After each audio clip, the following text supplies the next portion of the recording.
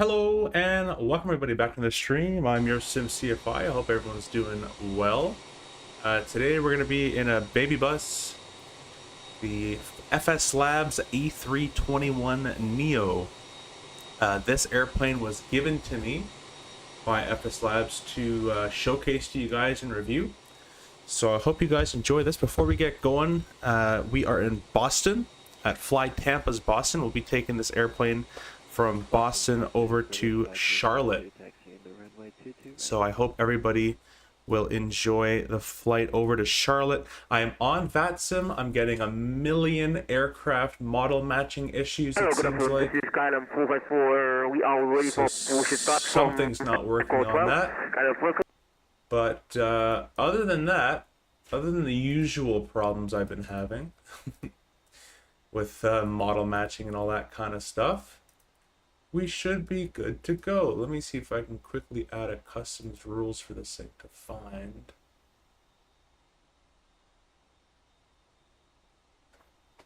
I think I might know. Oh no, it's right there. Rules apply. Okay, there we go. Anyways, I want to thank you to the channel partners. So Winwing is a brand new partner. I really appreciate you being a partner of the channel. We're using your MCDU right here. Okay, I'm going to disconnect from VATSIM for the time being because I don't want to listen to that guy. Anyways, we're using that Winwing MCDU here, and this has, it's just built, I just plugged it in place and it just works. I'm using the Winwing MCDU that I'll pan up here. You guys can see it right there. Plus the PU Air Korea lighting panel, the minimized overhead panel. I don't have this map just yet, but we'll be using the FCU, the EPISs, and the MCDU from Winwing. That's a lot of shortcuts and mouthfuls there. I don't have an Airbus throttle set, so down here I'm using the CRJ ProDesk Sim throttle kit. I have a coupon code down below if you want to get one of yourselves one of those as well. And lastly, Contrail. I really appreciate Contrail becoming a partner of the stream, and if you buy anything on the Contrail website, you'll get 10% off with my code down below. So we'll say hi to the folks in chat. We got Fires, who's in the horizontal stream. We're streaming on 2 streams today, horizontal and vertical. Really appreciate Fires you stopping in. Data as well. Searching here for the vertical stream. Awesome, sweet, sweet. Flight Sim Gaming in the vertical stream says, "Holy smokes, not an RJ looking forward." He forgets we flew the not the CRJ. He forgets we flew the 727 not too long ago, and we also flew the what's it called? 777. We did that one on one of our streams. Oh good, you're on now. Yeah, we're on now. It was trying to get this thing set up, took me a bit, and I've had some problems with starting the cinema up, but we're all inside, and this is the Fslabs A321 Neo. Very I'm sure I can't even speak right now, but an airplane that people want to compare to Phoenix. Controversial, there's the word I'm looking for. I'm not a 321 pilot. I fly the CRJ 900. But from what I can see system-wise, just from that little bit of startup that I did earlier, I've never actually flown this plane yet, other than a landing, but I've never taken it anywhere in a full flight. But system-wise, this airplane is quite in-depth, including circuit breakers and MELs and all sorts of stuff you can do on it. And MEL stands for Minimum Equipment List. Basically, something's broken on the airplane, but it's legal to fly it. And in real life, we get MELs all day, every day. Not everything works all the time like it does in the sim. So that's a really, really cool feature to see. So we're going to jump into the flight deck here, and instantly people say the graphics aren't as good. They look good enough to me. They're not going to be Phoenix quality, but it's a brand new product, guys. Fslabs has been around for a long time, and I'm sure they're going to be around for a much longer time. So it's still looking pretty good. Skymaster, welcome, welcome. Thanks for stopping by. My tech review, missed you at the expo. Yeah, I did miss you. We'll have to get you in the next one. I'll be there at Minneapolis, so we'll hopefully see you there. That message hurts. Which message? I took the CRJ out for a test flight. Feels like and looks amazing. Awesome, man. I appreciate that. Hope you're enjoying it. Are you captain on 321 with American? No, I'm not. We're actually be flying from this side. But anyways, we'll start to get this thing all set up to go. I've tried to get my performance as good as I can possibly get it, but 2024 in general has been giving me problems lately with the latest NVIDIA driver. So you'll have to bear with me on that. I might have to switch to dynamic settings as we go on here. But yeah, I mean, it's an Airbus, right? It does Airbus stuff. So we'll get going here. and we'll get started. So we'll throw our IRS all in the nav position. And in this airplane, you're going to want to make sure you do check your circuit breakers. These are all clickable, and they do affect your system. So you're going to want to make sure that all the circuit breakers are pushed in. Nothing is punched out, as that could technically affect your flight there. Everything else down here, what we got, the nav lights are already on. I gotta reverse all the things in Airbus are reverse, so I have to reverse myself here. This is everything's fine. I like that. Basically, if it's lit up, then it's a problem. Do an AP fire test.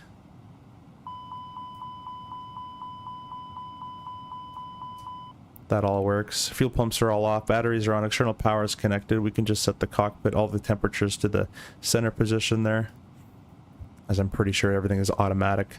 Everything's basically deselected and where it needs to be. The emergency lights are armed. The no smoking sign is in. Throw that on. Seatbelts are off for the time being. All the lighting is set to the way we want it for the time being as well. And everything on the right side looks fine. So why don't we go down to the FMCG, MCDU, CDU. Are you using a third-party Charlotte Airport? I am. I'm using Flight Beam, I believe. I believe it's Flight Beams. Is the PU MCDU good? This is the Winwing one, but the CRJ one I have for PU Air Korea is absolutely amazing. These are both good. Winwing and PU Air Korea are both amazing. Winwing has a slightly better competitive price. However, the Winwing has mushier buttons, so the PU Air Korea has much more realistic buttons to me, but it's a bit more expensive. The good thing is in PU Air Korea that you can hot swap the faceplates. So once you buy the CDU and it comes with a faceplate, you can buy multiple faceplates and you just hot swap with any plane you want, and it's really cool. That's kind of the rundown for that. I said you're a 321 captain or 321 captain on the 321. No, I'm not. Are you using a third-party Charlotte Airport? I read that one. Do you trust Fslabs after what happened in 2018? Yes, I do. What happened in 2018 was they wanted to track people from downloading their airplanes illegally through pirating, and they weren't supposed to do that, but they did do that. So I'm sure it's all fine. That was a weird little sound glitch there. Hopefully I'll be there. Just finished a flight on CRJ. I keep forgetting that I got my Bravo reversers detuned bind with SPAD for the engine throttle on turn off. Turn the engines off when landed. Yeah, it's weird to bind the reversers because a lot of handles are not axes. They're like buttons where it just activates the reverse, which is kind of weird. But anyways, Captain Jackson's looking forward to having more time to learn how to fly this aircraft with all your instructions. Oh, well, I appreciate that, and you might like. I think you'll like the Fslabs, Jack. I think you'll actually like it. Yeah, no worries, Scammaster. So we'll get started here. We're going to click the active menu, and I'm controlling the right-hand FMS. We'll click the AOC in it. We'll get our... we'll press the init data request. It pulls the call sign. It pulls the departure, the destination, fuel on board, and estimated time en route. And even pulls the GMT time.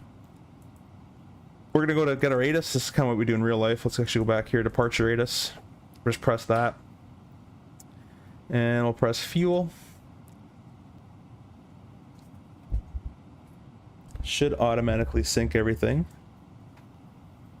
Oh, my FMS is kind of moving. Let me stabilize that a little bit more here. There we go. That's pretty good.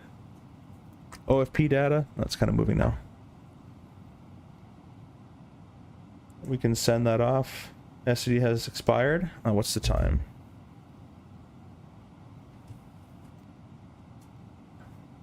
We'll do 22:55. Send that off. Awesome. We'll press weather ATIS. And Boston. Whoops, don't need that. That's kind of cool. I want the departure ATIS though. Send for that. Although I think I did that by clicking this button. Receive messages. Boston ATIS. Let me show you a bit better here. Sorry, I wasn't showing you. It says print. I wonder where this prints. Does it actually print? So it doesn't actually print at the printer, but I imagine if you had a printer hooked up to this, you could actually use that, which would be kind of cool, actually.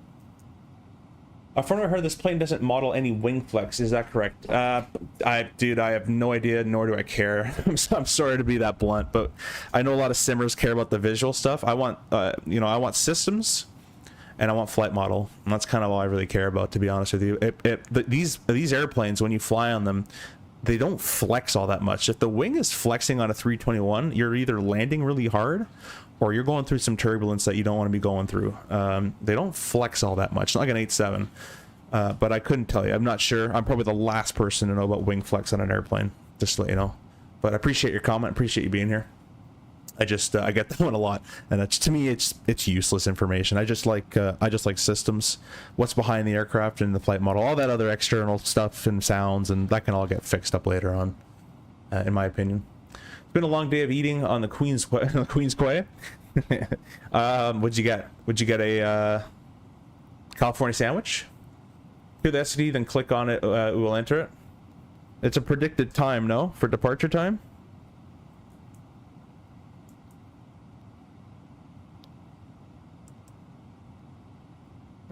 Oh, that isn't a delete button. That's a clear button. 23:12. I think that's a predicted time. I just put my own. That's what we do in the RJ. No influx. It does print to printer in the Phoenix. You need to add a printer in the settings. Yeah, I don't have them. The 3.7 moves a lot, so I'd imagine 321 does as well. It doesn't. You can watch videos on it. They don't move all that much. It does, but you got it. Cool. Yeah. Yeah, it's just departure time stuff. All that stuff's whatever. Anyways, it throws the flight plan in there for you. We got Boston, Charlotte. Call signs American 1448. This is a real flight. Costing us 7, flight level 340. And you can just click that. It'll enter that in for you. Don't have to work. These guys get paid for nothing. A block of 5.2. That's in kilograms, I believe. Although that says gross weight of pounds. So something tells me I haven't been loaded yet. So we're going to go ahead and go over here. Oh. Got the sim froze. There we go. Hey, 5 Snipes, welcome, welcome.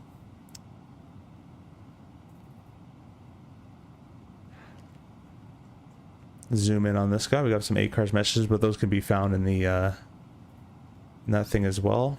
Mass balance. I should mention, I've never flown this plane yet, so we're just going to fly this one together.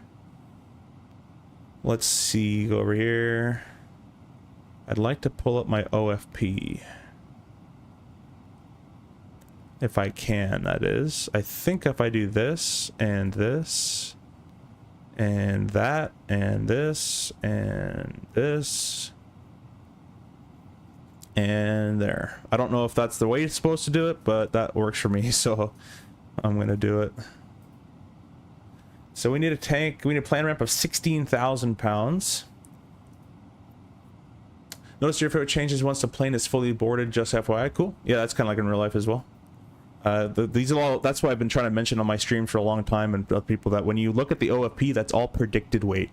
So it all changes once people actually board the airplane. You can see we're actually currently increasing in weight right now. Actually, we are increasing in weight. So they're loading us up with fuel. They're kind of doing all that. I kind of wish I can do this. There's probably an instant mode somewhere that I don't know about, but we'll get back to that. We'll take a look at the flight plan again. We'll press Boston. We'll press departure. And we'll be taking the PAT 7 departure. By the way, guys, I'll show you this on the next one. Actually, keep that in mind. I'll have that in a second. Let's go back here. Atsu, AOC. Let's bring the weather back up. Not that one. Receive messages. Weather. ATIS 283007. Just press the B button. Doesn't work. Uh-oh, that's a problem. The B button doesn't work. I don't like the airplane, so I hate doing this manually. Good thing I have the Winwing FCU, so or the EFISes, so I can just do those quickly on my own. It's hot. 27 is departures 22 right. Runway 27 is approved for turn off readback. So we're playing 22 right for departures. So we'll go down here. 22 right, and we're on the PAT 7. Insert that. Charlotte arrival. So this is what I was talking about, guys. You probably know this. If you don't, then here it is. I don't know about the Airbus, but in real life, we don't enter in approaches At least for the RJ, unless we're really close to our destination, because in real life you can't just plug and approach. You have to brief it with the other person. You have to brief all the waypoints and all that kind of stuff. So there's no point to do that on the ground when you can do it when you do it in the air. Plus, once you fly by the time you get to your destination, the weather may have changed. So it's just better to do it in the air. But anyways, you can click the right arrow and it brings you to the stars. A lot of people think you got to pick an approach. You don't. You just press the right arrow and you get the stars there. So we're doing the Chelsea 6. I guess it's Chelsea 5 because I'm not up to date. That's fine. And that will be via Arrow. Well, I don't have that. Let's check the flight plan real quick. This one, this one.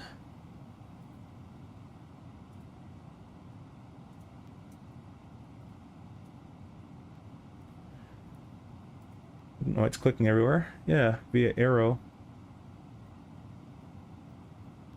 I guess because I'm not up to date, I don't have the Arrow transition, so that's not good. I probably should have updated this, but that's fine. Maybe it's just not a transition. Let me check on the star. No, it definitely is a transition. I just don't have it. So we're flying out of date. In that case, I'm not going to fly this on VATSIM. Maybe I should, but I can't because I just don't have it. We're going to take it in from Coupon. That's basically the same for us, so that'll work. We'll throw that in there. Unless it needs an approach later on, but we'll figure that out later as we go. OFP data you can change to instant. Okay, cool. Where do I do that one? And elite is fly the 319, bro? No, I'm flying the Fslabs. You're really about that 319, eh? You like that thing. We'll go to perf. I'm gonna enter the perf stuff once we're fueled. We're still waiting on that. You can see we're just taking in fuel still. So while we're waiting for that, we can go ahead and set our FCP up. Getting a little bit of lag, that's okay. The PAT 7. It is Chichu right, a heading of 215. We went the other way. Okay, that's going to take forever. Holy. I'll do it with the mouse, maybe. Yeah, this takes so long. Carpal tunnel. Dun, dun, dun, dun, dun. 215. Alrighty. And up to 5,000 feet for the jets, so we'll throw 5,000 feet. There's no clearance. There's no one here. So we're good on that. We'll leave the speed all blanked out. We'll leave everything else pretty good. I like to have constraints personally, so I'm going to click constraints on both sides. So I like to see my altitude crossings and all that good stuff. We're pretty close to push once we're fueled up. We're not allowed to start the APU while we're fueling, so we'll just wait for that. We'll check at the vertical stream. It looks like, what does the B button supposed to do? Jack, the B button is supposed to set your altimeter automatically. By the way, Jack, if you want, we have 2 streams running right now. So if you want to have the horizontal stream, that's also live currently as well. So you don't have to be forced to watch it at vertical if you don't want to. Just to let you know. If there's a way to sync weather, that would be really nice. Oh, I think it already did. Okay, cool. Flex, yeah. That's fine. NTS is off. Condition will be on. It's dry.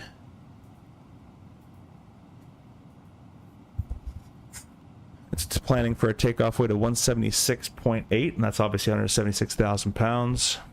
I wonder what that yellow... Oh, I think that's when I can type on it.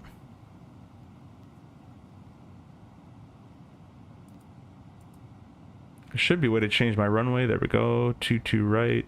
As I said, guys, I'm just figuring this out as I go. And we'll press calculate, hopefully. There we go. VO1, we got a range of 139 and 144. VR 144, V2 146, acceleration altitude of 1015. So I'm gonna just plug this into my, I'll plug it in over here. So we'll do 140, 144, 146. The acceleration altitude is going to be 1015.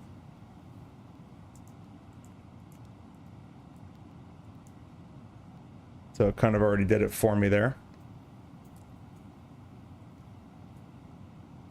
And it's going to be a max takeoff. That's fine. Stab turn of 3.3 down. A flex of 44.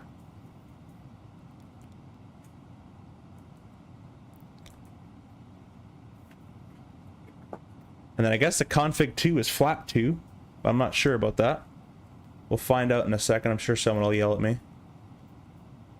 And that is basically about it. Headwind, don't care. Green dot's 230. Yeah, we should be pretty good to go. You guys let me know. EFP auto syncs weather, that's pretty sweet. Yeah, hey, simple takeoff. Welcome, welcome, welcome. Hope you're doing well, my friend. Identifier column, I believe, changes takeoff data depending on the full length or specific entry points on the runway. Let's go back. Yeah, I thought I had to select a runway because it didn't have anyone selected, so I just selected runway full length. Takeoff runway available is 2397. That doesn't seem right, unless that's in meters. That might be in meters, guys.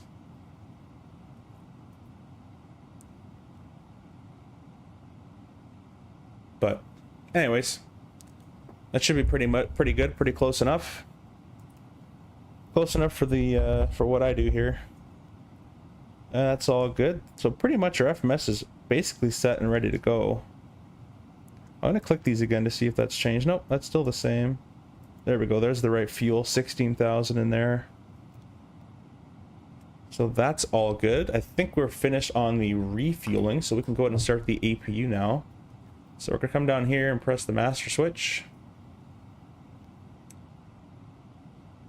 Omega 38K, welcome. Howdy all. My VRM is maxed out to 16 with Fslabs Neo. Anyone know how to reduce it? I don't actually. I'm not getting the best performance in the world, but I'm not getting the worst performance in the world either. But the master switch is on. The flap is open. We can go and press the start button. And I'll give you guys some sounds outside if you want to hear that stuff. Don't worry about these guys. Kind of hear it a little bit. If your company gave you an Airbus promotion, would you take it? Yeah, it's more money. You always take whatever's more money, kids.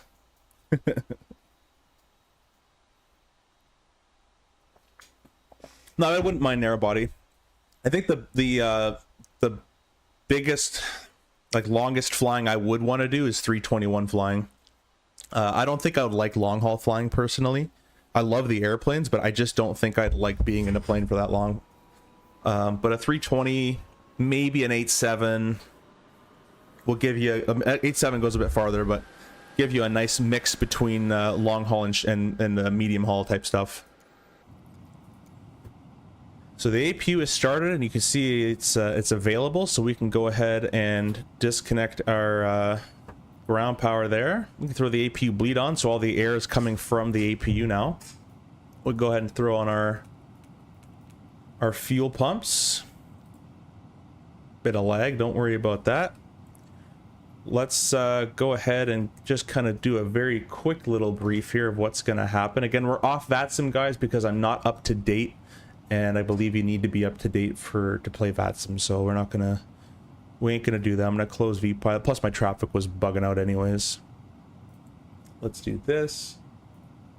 I'll make this a little bigger. You guys can see we're doing the PAT 7 departure. We got a speed restriction, which is that's only run 15. We're not doing that. Runway 22 right. Runway heading at 215 to intercept outbound, or 142 to cross TJ at above 1200 and at 8 below 210 knots on depicted route to PATS.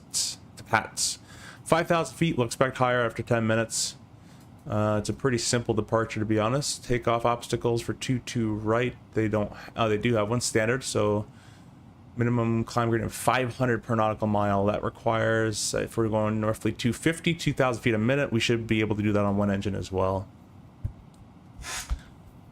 FSAT performance is pretty high at the moment. I believe it's been noted by the devs. Yeah, they're probably going to do some work on optimization. It's actually not that bad. I mean, I have a 4080, but it's still not completely terrible. I've had much worse airplanes, but it's obviously could be better. But you know, double check weights in MC before departure. They may have not updated. All right, we'll do that. I'm sure it's not a big deal. It's an Airbus. And the other thing in real life, when you have these quote weights, it's all predicted weights, right? When someone gets on the airplane, they may weigh 400 pounds, but we click them as an adult, which is 190 or whatever it is, right? So our weights are not even in real life on the airliners, they're not 100% accurate, but there's just so much fudge factor built in. that it all kind of works out. The 0 fuel weight is still 107. 16 for the block, puts us at a takeoff estimated weight of 123 and an estimated landing weight of 15.7 depending on stuff.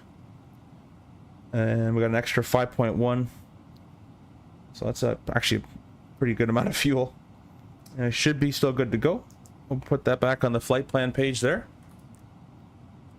I'm gonna call for the GSX pusher. On a remote control. Oh yeah, we gotta do it through this thing, don't we? All right, let's figure out how to do that now.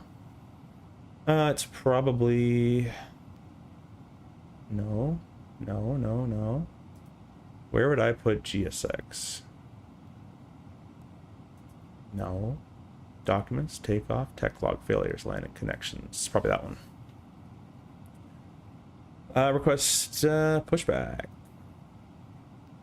We can take off the GPU, we can take off the air, we can take off the chocks. We are ready to push. Mike about to go live? Sweet. Yeah, he's in the RJ, right? Hope he likes it. Closed door 1L as well. Bro, I'm on the Airbuses and you prob make more than me. I don't know about that, my friend. Are you in the States? Are you in Europe? If you're in the States, you guarantee make more than me. And in Europe probably as well, actually. I like that you can pull the ADIS up here and you can also pull it up in the FMS. That's a really cool feature. I do like that a lot. He needs to fly 319. Everyone needs to fly 319 for you.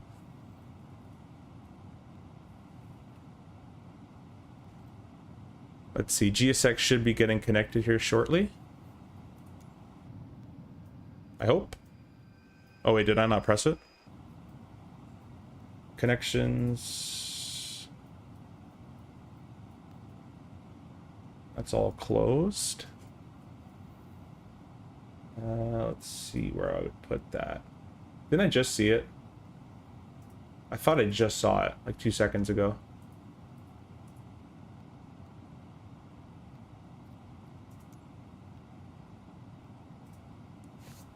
I'm in America. You're guaranteed making more than I do. Parking brake is set. Not really understanding why GSX won't connect. I'm about to shift P out of here. And I know I'm doing something wrong, but I just can't be bothered right now. I come home from work to just fly fake airplanes for funsies. What does that do? Oh. Message. I like that. What does it say? That's awesome. It gives you a little message. There's a Parturatus. That's pretty sweet. I like that. That is pretty cool. Is there like a next page to this, or I don't know why GSX won't connect and push me back here.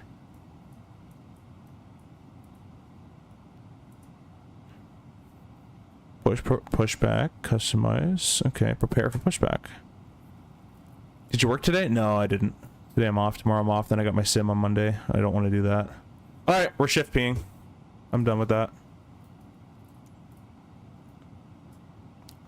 Okay, never mind. I guess now they're pulling the bridge. All right. We'll go ahead and armor spoiler. Go ahead and set our auto brakes to max. I think we have to do it actually after. Do these work? No.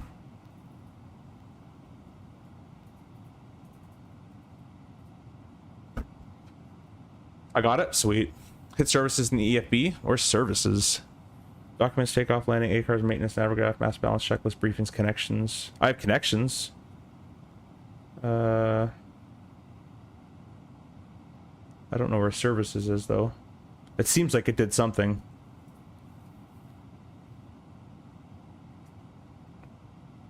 We have a fire protection active already. Last smoke detect fault. Alright, well, we'd have to technically hold our push. Where's the MEL? Let's throw the parking brake back on real quick. MEL and MEL items. I kind of wish I could see what that was called again, because I just had it in the memory banks. Lav smoke detect. No, you can leave it there. Documents. Let's see here. Air conditioning, communications, electrical equipment, furnishing, fire protection. Oh, this is gonna take forever. Usually they have an MEL number associated. Maintenance gives it to you. Oh wait, I can search up. Lav smoke. Smoke. Clear failures and MCDU as you do sometimes spawn with failed systems. Who's smoking a lab? Yeah. Well, I don't want to clear failure. This is real life, right? One match. I kind of wish this thing wasn't here. I can move that away. It might not have any. It might not be MELable. Hello, yes. Hello, Captain. We had a lab smoke go off. Yeah, it's probably just not an MELable item. They'd have to come and fix that. Laboratory smoke detection system. There it is. All right, cool. Flight attendants must check every 15 minutes the absence of a smoke is associated with laboratory. I'd like to get rid of... I'd like to, like, read more of this. Can I not... Can I get rid of this? There we go. That's all it has for me.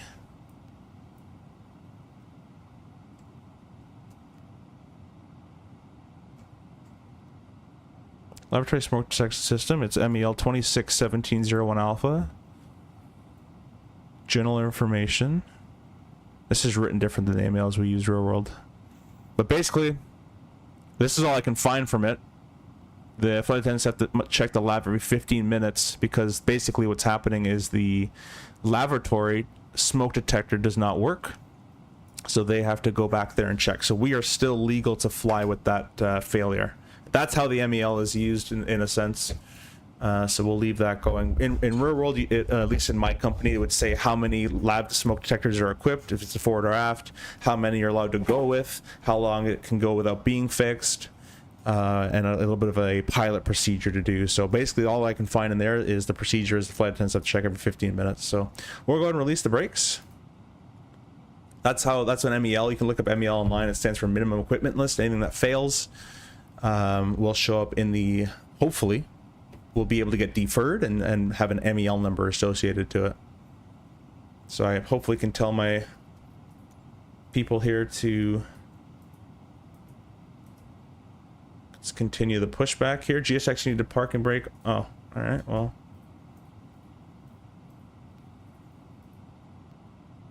Can't really set that anymore. There we go. GSX.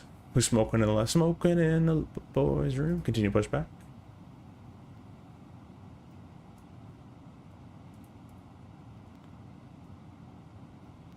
Turn off the parking brake. We're gonna go nose to the right. I don't know if I like this whole tablet GSX thing. I did release the parking brake. Can you just push me now? Alrighty.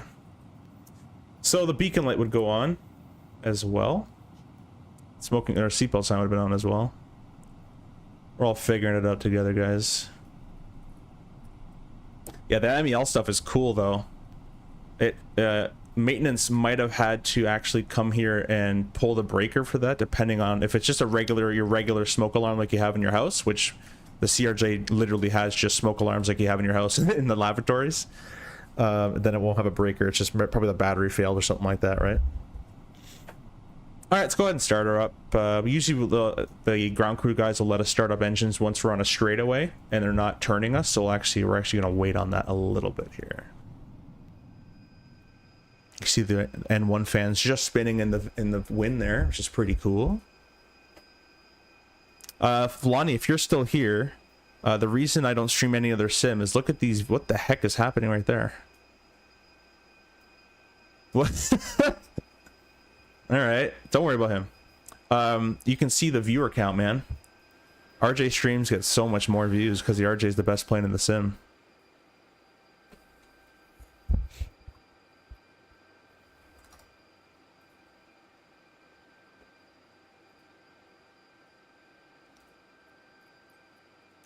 All right, jump back inside. We'll set our parking brake and we're going to start number 2. We'll put the engines mode selector to start. You hear the packs, they should cut off a little bit. And we'll select number 2. Maybe. There we go. That was a weird sound.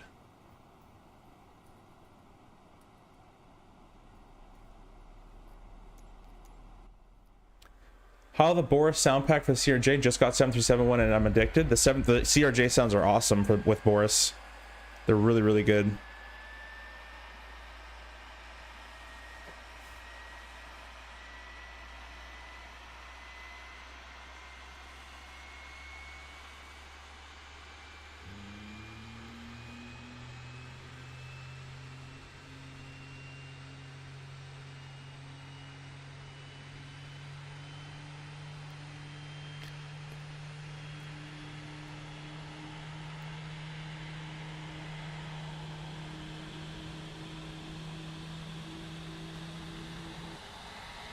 Kind of interesting sounds. It kind of sounds confused when it's starting up, but hey, see if I considering getting the FMC that you have for the CRJ, would you mind sharing the pros/cons of it? I'll start with the cons. The cons of the PU Air Korea is it requires an HDMI slot. So if you don't have an available HDMI slot available to you, you have to get one because it won't work. In that being said, there is a possibility with the new HDMI cable that it's going to be used more performance from your PC. It doesn't really impact it all that much, but there's the potential for that. And then last con is it requires 2 cables, one for the USB-C and one for the actual HDMI. So that's kind of the cons. The pros are you buy the CDU and it comes with a faceplate. And then from there on, you can buy any faceplate and put them on, and you have a million different FMSs without having to physically take the entire thing away and change your cords and all this. Keep it all plugged in, just replace the faceplate, and you're good to go. This is the Winwing one, by the way, though. The other thing of the pro of that is Winwing has a USB-C, and this is a screen that you can only use for flight sim and FMSs that have been set up for it. The Winwing one is an actual separate monitor as it uses an HDMI. You could play YouTube in your FMC over there and it'll play. But that also means that any screen, any FMS that's pop-outable, you can put in there with any faceplate you want. So just because you don't have Airbus faceplate doesn't mean you can't use the Airbus. You can use it with any faceplate you buy. Anything that you can pop out, you can put in this window, which is kind of cool. Anyways, the engines are both started. We'll go back to the position there. We'll set our auto brakes to the max position. We'll go ahead and set flap 2 for takeoff. We'll go ahead and arm the spoilers. We'll go ahead and take the APU bleed off. The master can come off. The taxi can go on. We'll be sure to taxi here shortly. And they probably do a rudder check at this point as well, but I ain't going to do that. And we're all pretty much good to go. It's an Airbus, so it kind of does everything for you for the most part. Let's get this stuff on.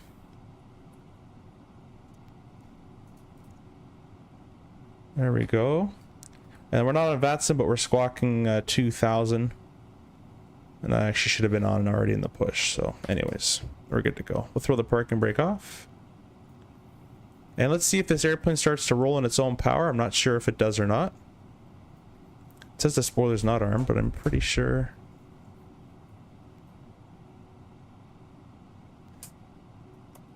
Huh. Oh, okay, there we go. I guess my button doesn't work for it. And the takeoff config test is okay, all normal. What do you want? Pitch, trim, misconfig. Oh, see? Thank you, Airbus, for babying me.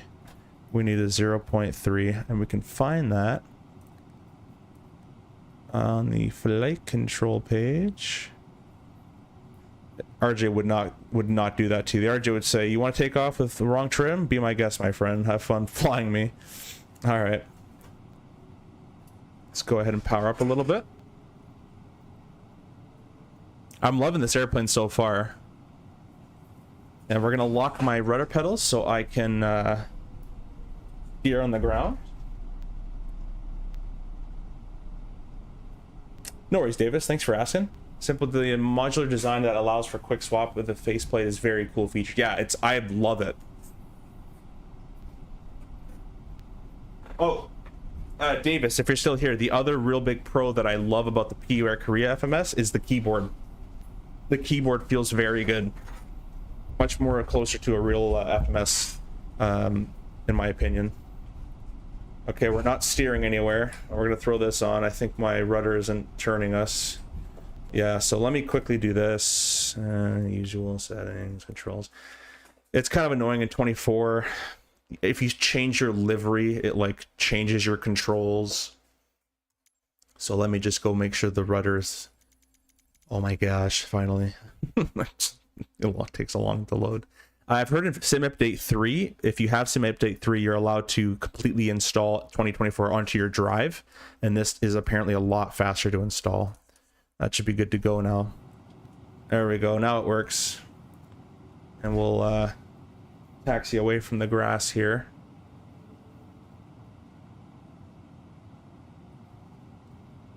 Need about 40% thrust, kind of broken at the moment. Oh, still not taxiing. I wonder if it's because of this. Go over here. I thought I had it set to the rudder does it. I thought I had it set to the rudder does the turning for me.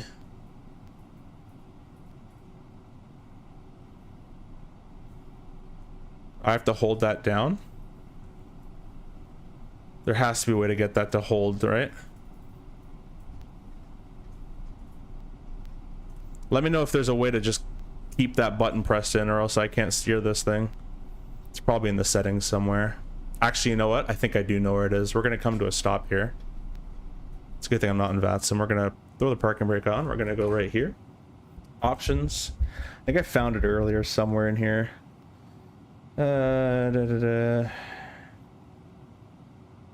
Next page. Next page. Controls. Rudder pedals. Pedals, control nozzle steering on. Pedals, disconnect battery stick. I don't know what that is. So it should do it. It should do it.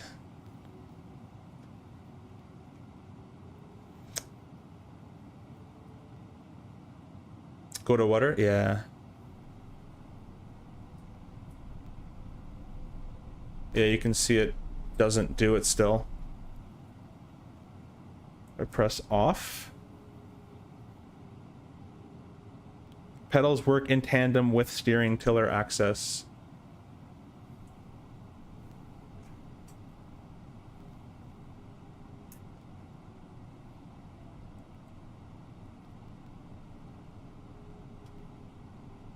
Oh, there we go. Now I can, now it clicks and stays down. All right, I don't know. We'll leave that there. And then turn to stick on. Thanks, Fritz. Yeah, I was kind of... Oh, I just noticed the screen is still on your way here. Get rid of that. Sorry about it. You guys should have told me that. I have no idea where I'm taxiing. 2 rights, there's a sign for it. We gotta go left because we would have been taken off that way. So that's worked out pretty good for us. Nothing to see here, folks. I promise I kind of know what I'm doing. We got a company message. The TCAS is set to standby. Let's go ahead and... Oh, no, I'm clicking where the RJ1 is. That one there. Receive messages. Just click all this so we can get rid of it. Whoop. Notification. There's our off block time. There's the delay. Taxi time 17 minutes. Nah, we'll be quicker than that. We'll be fine. Back to flight plan page. Thanks for everybody who helped me in the comments there. Appreciate you guys all stopping in and joining. By the way, guys, I'm using the Winwing Orion rudder pedals, and I'm using the a Virpil Mongoose stick on top of a Virpil Warbird base.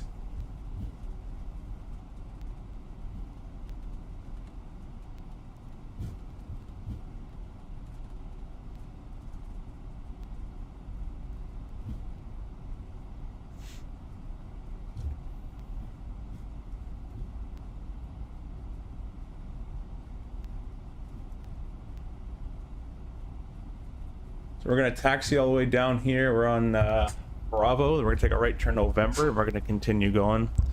I'm just gonna add a little bit of brake. 60 USD, 100-ish Canadian. Oh, that's for simple takeoff. Yeah. No, guys. I mean, if you like if you're an Airbus flyer in this sim, this is an airplane you'll like. You just saw I work through an MEL with an Flav with a lavatory smoke detector. Like, if you want to dive into like the systems and what real pilots deal with on a day-to-day with things breaking all the time that are kind of minor things breaking, but it affects your flight a little bit. That's what this can allow you to do. Everyone's been saying the systems are super in-depth. I'm not qualified to know if that's true or not in this airplane. I'll take people's words for it, I guess. But from what I can tell, I don't know if the Phoenix has MEL stuff. It might, but with the circuit breakers all being modeled and all that, I find that's pretty darn cool. And it's a Neo, guys. This is basically the only Neo you have right now that's a high fidelity Neo. You can wait for the Phoenix. It's up to you guys to do that. But if you want a Neo right now, it's a pretty good option. Distance wise, as per V1 simulations, it's pretty accurate to real world. Never got about the Bose 320 first, probably the base 320. Yeah, I heard V1 said it's pretty accurate as well, so that's why I'm just getting up from there. I can comment on the CRJ. I'm not one of those streamers that never touched an airplane in their life and claim it's realistic. I don't know. I don't fly the 320. I can comment on CRJ stuff because that's what I fly.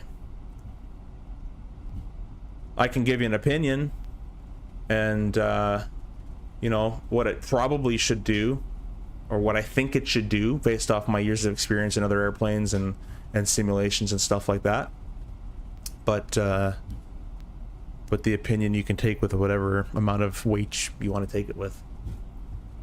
That's one of the biggest pet peeves actually I see, is where people online will be like, oh, it's so realistic, it flies so well. It's like, have you ever flown a 777? Like, you don't know what flies really well like means.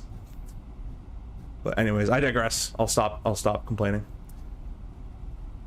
Never mind, you gotta buy the base 320 first, probably. No, I don't think you do. Simple. I'm pretty sure you can just buy the Neo. That's what CST did. CST is streaming, by the way, guys, now as well in the RJ, and making Mike in the RJ as well. But I'm pretty sure you can just straight up buy the Neo. I'm 99% sure. And just like the RJ, we have detent, so we'll be going click into the flex temp, and we're flexing at 44 today. I'm gonna say it taxis real well. The brakes feel like what I would expect the brakes to feel in an airliner this size. I meant for Phoenix. Oh yeah, maybe, I'm not sure. We're lining it up. Let's go and throw these guys on. We'll throw this on, and we'll throw our TCAS on as well. Whee! I need a tiller, man. I can't wait till Winwing releases their tiller. I have nowhere to put it.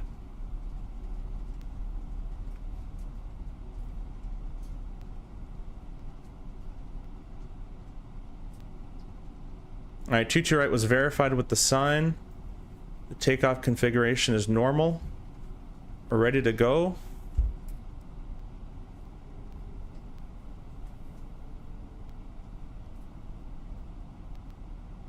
Take a long time to spool these things, eh? There we go. And then we'll do the yeah, my throttles aren't, there we go. The only SOP call that people know is man flex SRS runway blue or whatever, and then you never hear a call from them ever again. This thing is fast. Holy V1 rotate. This thing is really fast. See, that to me tells me it's probably not real in that regard, but I have absolutely no idea. We're gonna go gear up. That's an interesting gear noise.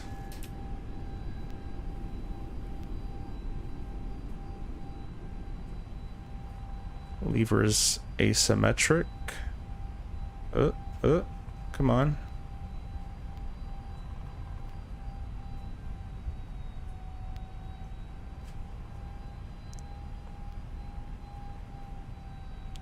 I thought I set these a bit better, but anyways, we'll go flap 1. There we go. Just had to wiggle a little bit. Flap 0. I thought it should have steered me onto the course, but I guess we're under vectors at this point, so I'm just going to turn myself. We're just going to go direct J80. We'll execute that, and we're going to go up a little higher as well. And we'll press it into VNAV mode, or managed climb mode. Airbus is pretty easy to fly. It's a little sensitive. I think I might have to go change that. Again, to what I would expect it to be.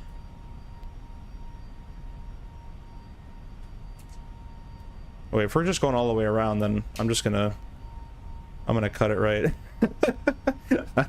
There's no ATC, so I'm just gonna do what I want here.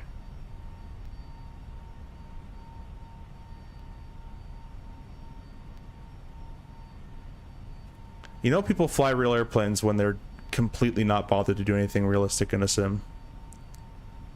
And once you've done sim training, you'll understand why. For real world stuff. Alright, we're going through autopilot number 2 on. And I've set 37,000 feet, although I kind of forgot what altitude that was actually set to, or what we were supposed to go to. So we'll go check this again. Sim brief. My flight plan. View. No, dude, simple. That thing was quick. Like, we were already at 100 knots in like 4 seconds. We're up to 34,000 feet. We'll set 34. 10,000. Like, I don't know if this is real or not, but I would suspect this airplane is performing a little too good right now. We are super heavy. Well, not super heavy, but we're pretty decently heavy, and we're getting 3,000 a minute while we're accelerating, passing 11,000 feet. There's the smoke lavatory detect fault. We'll go ahead and clear that. We reviewed the MEL on that procedure, and all the flight attendants have to do is verify that there's no fire every 15 minutes. So let's start a timer for those guys. Oh yeah, this airplane doesn't start a timer for you automatically, does it? The CRJ does. You press this one or something, or run? Yeah, I think it's that one. But we'll reset our timer there.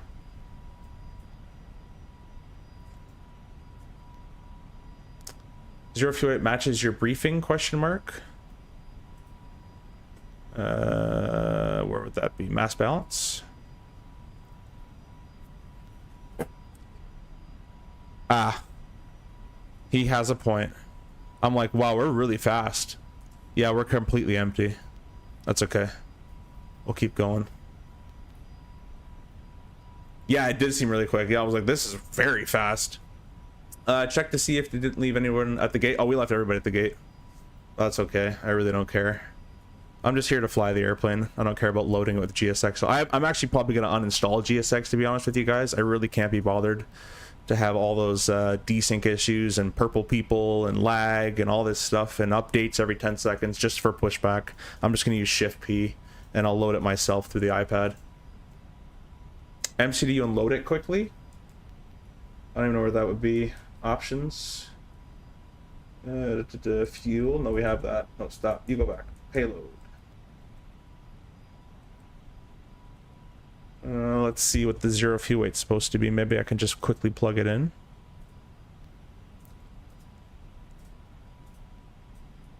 A little bit lower. You got a zero fuel weight of 161.1181. 161.8. There we go. There's transition. 992. 1, 2, and 3.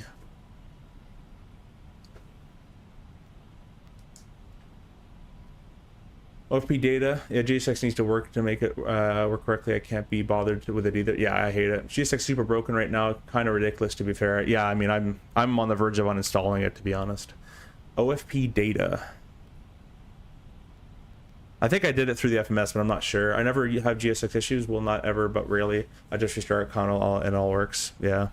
I've had GSX for basically since it's come out in FSX, and it's always been a nightmare. Profiles, this, that. it's not worth it. It's just a pushback. I don't care about virtual bags. I don't care about virtual people. Just give me the weight. Let's push and let's go. Where is OFP data, Miss Lonnie?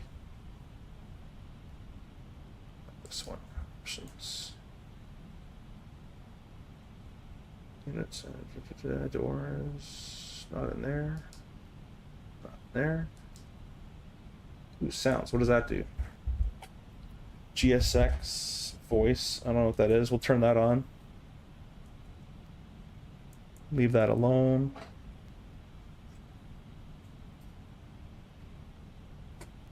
OFP data in MCDU.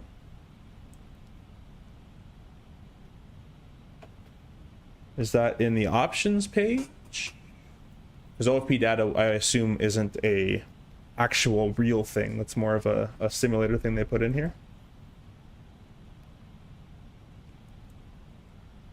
There we go. We'll just fix that real quick. AOC menu, OFP data. Okay. AOC. OFP data. Clear that, as you said. We'll send that away. And instant. There we go.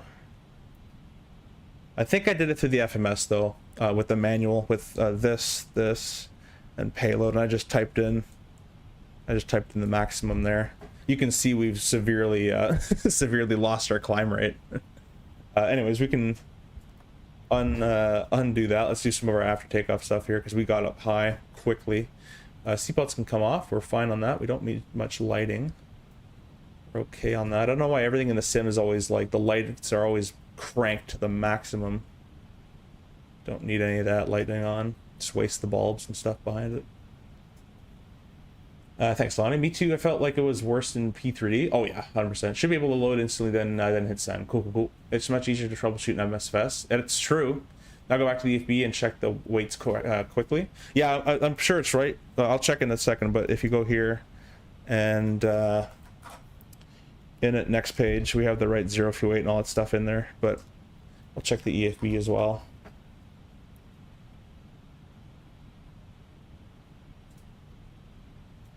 There we go. Pretty close. A little heavier, that's fine. It's pretty normal stuff. In real life, what we get is something called an LDP. So what would happen in real life? We go menu, be through the A cars, receive messages. We get a load preliminary, like a predicted load sheet, and what's on there. And then just before we're about to push, and all the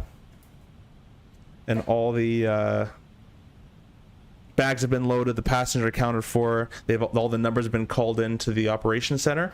We'll get a load final. And we'll print that, and we have all the numbers on there that we enter in the. We would have to enter in the FMS manually, like the zero fuel weights have been there. We'd set the trim, resend for a new takeoff report, all that kind of stuff. But it's a little different when you translate all that stuff into the sim. But we're looking pretty good. There's our top of climb coming up shortly.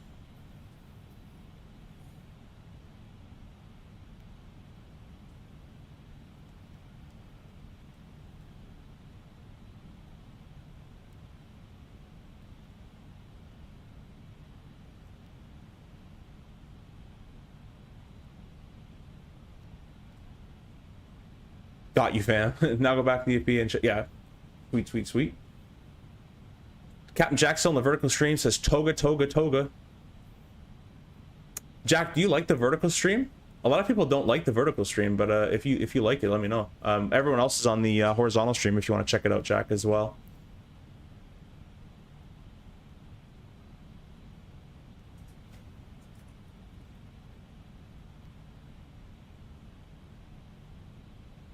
Also, Mickey Mike and CSD Gaming are live right now as well. Go give them a shout.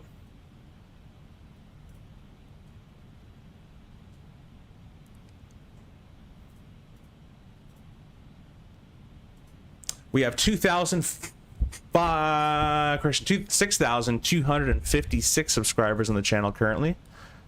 I really appreciate you guys all subscribing. All right, Lonnie, you got your wish. I'm in a 320. I don't really know what the difference is. This thing just flies itself anyways. Don't gotta worry about pretty much anything. Let's check out these circuit breakers out over here.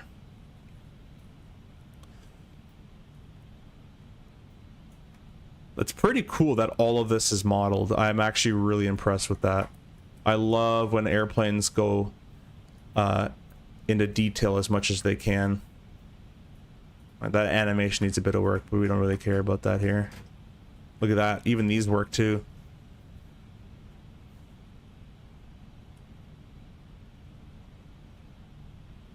That's pretty cool. Even behind the seat. Oh, that's crazy. That's nuts if one of those fails. To check those, I'm sure the safety check's so annoying to get those in real life. Oh, look at that. We have a popped breaker forward galley feeder. Can I even pop that back in? No, I can't. All right, maybe that's just modeled that way. Same with that one. Now this is content. Yeah, look at all the views we're getting. It's not like that 60 per stream on the RJ stream. I'm just joking. Yeah, I mean, everyone flies the bus, right? I like to fly planes that know. I like them. They're cool. You know, they pay me to fly them. I'll fly them. But they're nice from time to time. You just kind of do nothing and just chill and, you know, talk to you guys and enjoy all the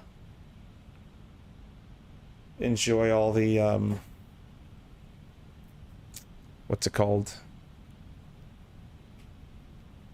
All the surgical feeling of this, how this airplane flies. But I kind of like the more hands-on stuff. I like the CRJ. I like the I love the 727. I'll probably get the Avro RJ. That thing looked pretty cool. When the Q400 comes out, I'll fly that. I actually have documents for the Q4, so I can learn it through that. And I got a lot of buddies on it in real world. That's just me. Just prepping you ahead of time before you got to call up the big league. No, we'll be fine. We'll be fine. It's an Airbus. I've been flying Airbus in sims for 12 years anyways. They're all the same shit. I appreciate you, though. I don't think much of this will transfer over, other than switch positions and stuff. Probably the logic is pretty close to the FMC and all that. Would you just slide the jump seat to the side a little? Yeah, you would. I'm sure. It's just probably super annoying to have to do that every time to check for a safety check to check those. I don't even know how to. Uh-oh. There we go. And you can check it there like that. That looks easy in a sim. I'm telling you, once you're cramped in here, it's not that easy to move these things. Although the Airbus is at least a little nicer and bigger.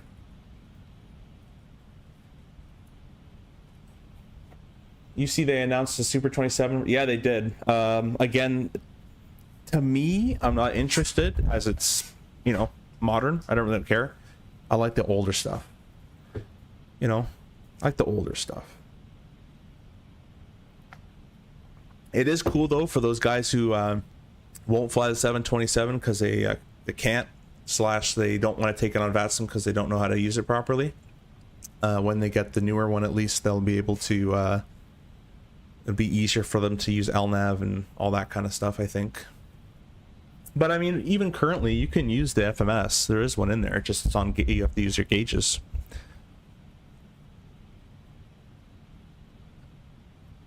You got room in the bus? Yeah, you do.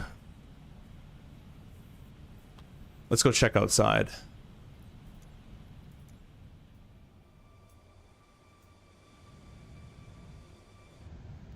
Yeah, it's an Airbus.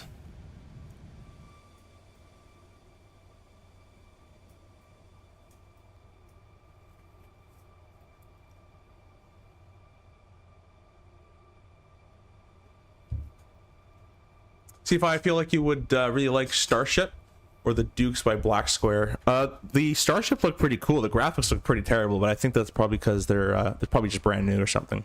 That look pretty cool. The next thing I was gonna buy though is the A2A Aerostar, and I'm gonna buy that once my new yoke comes in. I'm just waiting on that Moza yoke to come in. I broke my current TCA yoke. It's a piece of you know what.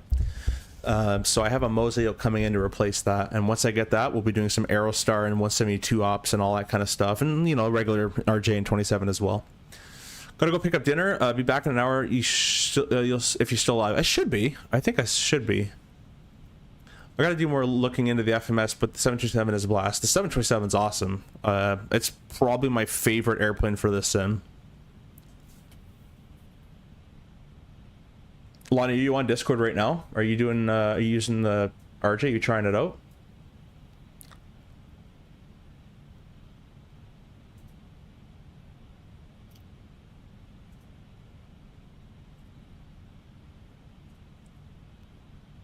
We got 2,000. I keep saying that. We got 6,265 subscribers now. Appreciate all you guys tuning in and watching. Shaq on the vertical says, I feel I don't learn anything by flying Airbus, though I love black square airplanes because I learn a lot from them. Yeah. There's stuff to be learned, of course, if you've never done simulation stuff at all. If you're brand new to the sims, the Airbus is nice because it'll hold your hand in that case. But airliners are airliners. They kind of all work pretty much the same. The only really different airliners you have are the CRJ, the MD-11, MD-80 are a little different, but the MD-11 flies now. What happened with the power here? Oh, we're cruising on, right? Sounds like a big change. But between the 37, the 320, triple, 350, they all are the same. They all have LNAV and VNAV. They all got autopilots that'll take you down right to a Cat 3C. They all take care of you. This 37 takes care of you a little less. But the triple takes care of you just as much as an Airbus will. But, people have fun with that. People enjoy that. People enjoy it. I'm not here to knock it. You guys do what you do. When I was younger, I did a lot of CRJ, or a lot of 777 stuff. Just because, big airplane, it's cool. I like the beige cockpit as well. But I've always been more into the more obscure airplanes that I wouldn't be able to fly real world stuff. You'll never get a chance to fly a Concorde. I want that. I'll never get a chance to fly a 727. I want to learn that one. It's cool type of old fun flying with VORs and INS and all that stuff. So, that's just me. Everybody has their preference, and that's why Flight Sim's such a big network now, because everybody can do different things and they can do whatever they want. Doing some Euro 737 ops right now. Might try the MD-11 next. RJ is great though, and need to try it on flights on a Flight Sim soon. Yeah, I think you'll enjoy it. There's still some bugs in the RJ, but the flight model is way better.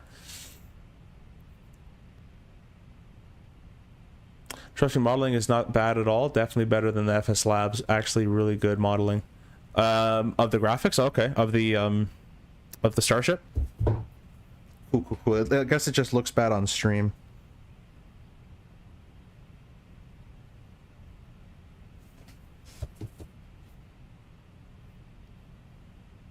How's the sounds, guys? Is the game too loud or too low, or what's going on?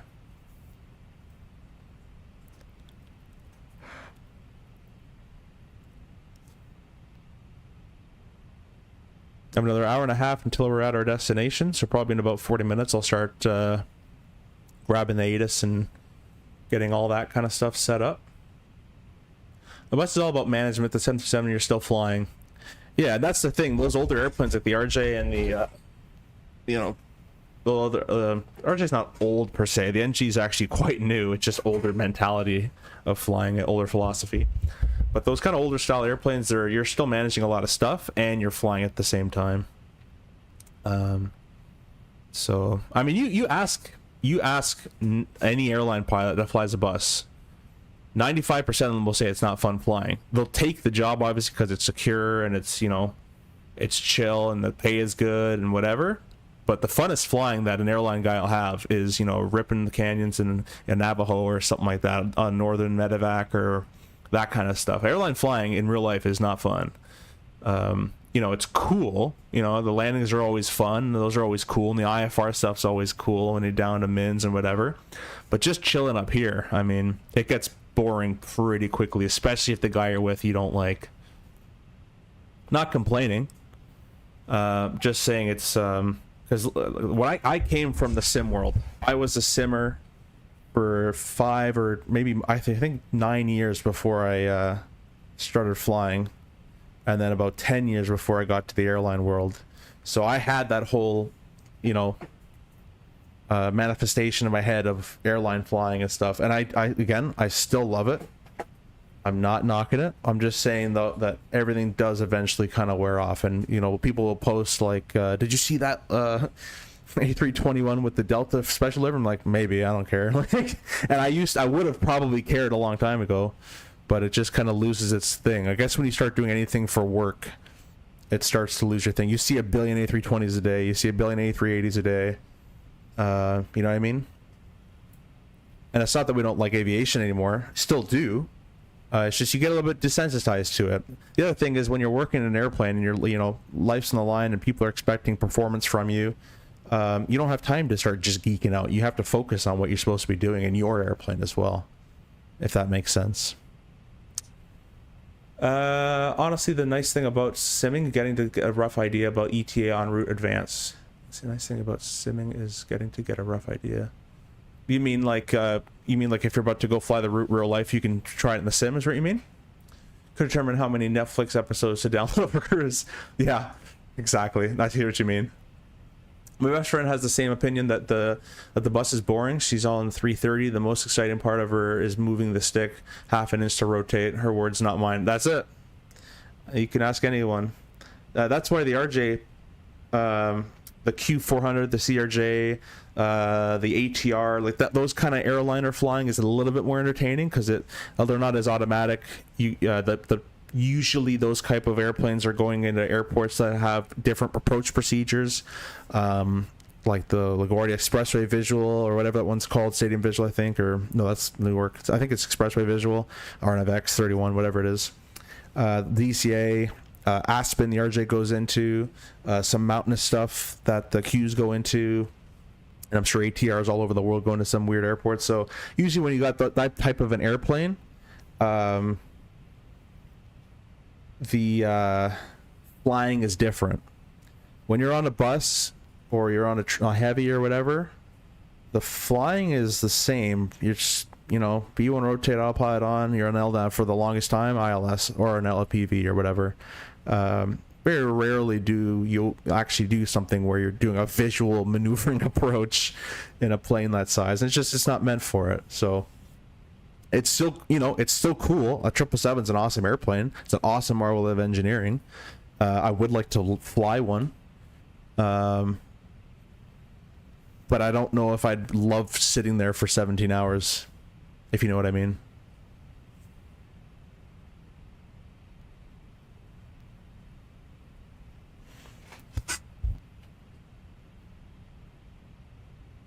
Yeah, one of my boys left the bus for the 37s at AA. He likes it way more. Yeah, the 37's pretty cool. The 37, again, it's pretty automatic, the 37 as well, if you think about it. It has all the same features. The autopilot does everything basically the same. Just no fly-by-wire. But the thing that the 37 has a problem with is there's no ICAS. So if something fails, you got to look up for a light. And hopefully that light, or that failure has associated light system to it. And then you can start looking up in the QRH and all that kind of thing. So airplanes with ICAS I do prefer. Like the RJ has an ICAS, this has an ECAM, same kind of thing. I think a cool airplane to fly would be the MD or the 7.5. That'd be a pretty cool little airplane to fly. The other thing with those long haulers, like if you're doing a long haul, especially as a junior FO or even, you know, mid-range FO, you don't fly the plane all that much. You maybe have, like, there's a lot of people that are on triples and all sorts of stuff, and they haven't landed in months, and they got to go to the sim to get recurrent on landings just so they can go on a trip to be the B team, right? So that kind of flying, it just doesn't seem like it's appealing. Unfortunately, that's where the money is in North America. If you want to make the big bucks, it's the triple or that kind of stuff, the bigger, heavier stuff. And the destinations are cool, I'm sure, for the first couple of years, but that'll wear off eventually. But I think what makes why I enjoy airline flying is for me personally, it was always my life goal to get to that point. So I'm grateful and proud to do that. The second point is the people you work with, depending who it is, can completely change the job. You can have a great day and you can have a bad day, depending on the people that are with you. And I still do enjoy the flying aspect of it when I get to do it. Manually, autopilot off to 28,000 feet on the departure, taking autopilot off from 10,000 feet, flying it all the way in, having fun at work. Stay within the limits, of course, but you're still having fun. And I'm happy that my airline allows me to do that. Do you recommend linear curves for the yoke on the CRJ? You shouldn't need any curves at all anymore. If you want anything, do like a -10 and a dead zone of 0.4. but you shouldn't need really anything except for the dead zone of 0.4 is nice. RNFX for the win. Yeah, that one's a pretty cool approach. Roanoke VA LDA is fun. I don't even know where that is. We've got a ton of pilots who flew the mainline who got we got a ton of pilots who flow to the mainline who go 757. Yeah, the 75 is a pretty sweet looking plane. It's a fast rocket ship, that thing.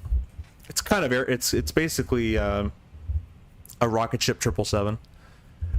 I've heard Airbus get more appealing the more sensitivity you have. Comfort is big. Yeah, exactly. Awesome, thanks for on the Boeing yoke. Cool. Yeah, about a -10. We've got 20 of you guys in here. Really appreciate you guys stopping in and joining us today. We have 2,000. I keep saying that. We have 6,265 subscribers now. Really appreciate you guys all subbing to the channel and keeping the chat alive and keeping me not bored here. See, if I wasn't talking to you, I would just be sitting here. Hopefully the captain I'm with, we can talk together and chat about stuff. There's only so much you guys can really do after a 4-day pairing, unless you guys really get along. Like the captain I just had on my last 4-day pairing, I really got along with, and we were chilling the whole time and having a good time, but obviously staying professional, of course. But there's some captains that, you know, after 18,000 feet, the intercom switch goes off, and they're just in their own head. They're just chilling. They don't want to talk, and that's fine, you know. But without you guys talking in the sim, it'd be a bit of a boring flight here.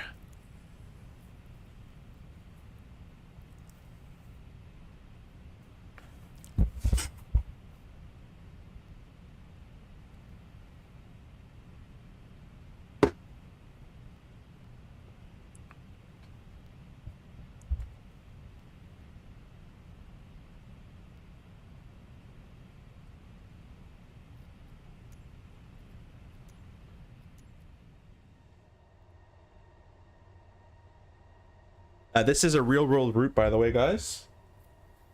I don't think it's with a Neo though. I think it's just a regular 321.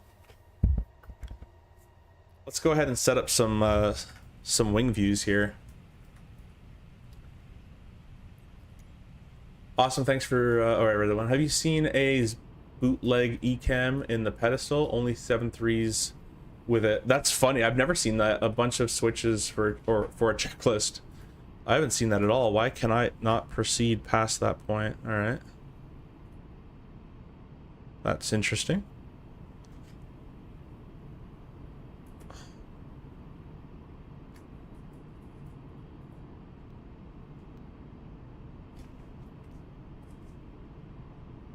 That's a pretty cool view, I think.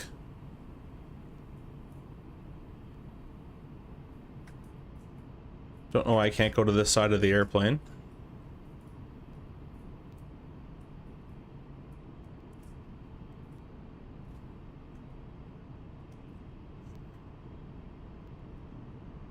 How often do you get a captain that flips the switch? It depends on the airline. But I've only had a few. They're far between. Most people, you know, chit chat here and there, and you end up telling the same stories like over and over again to the people you just meet. But that's kind of how it goes. Ugh, 3x3 configuration. I'm sorry. J Aviation has it in his repaints. Oh, that's pretty cool.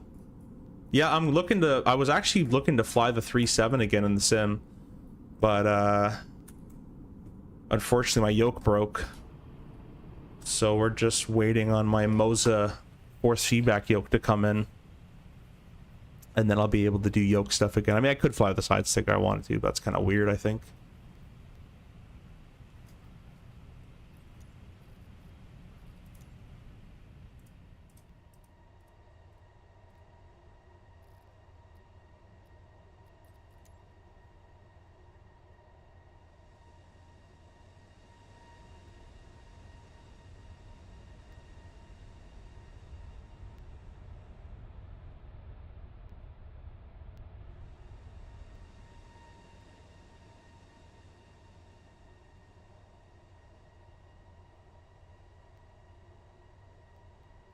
Those engines actually look pretty good, even though I'm running DLSS frame generation. There's not too many tearing that's coming out of that. I see right through those massive fans. Rear-rolled CRJ, pilot lands a CRJ with a side stick. Yeah, exactly. You come up with all the titles, eh?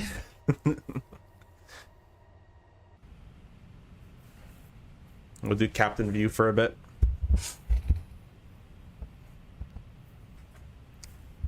It's not functional though. Would be cool if PMG did it, but AA are the only ones with it. It's probably a pretty good idea. I mean, to not have an ICAST this stage in the game and you know, our modern time of flying is kind of an interesting choice that Boeing took on that one. But they really fished for that similar type rating, so.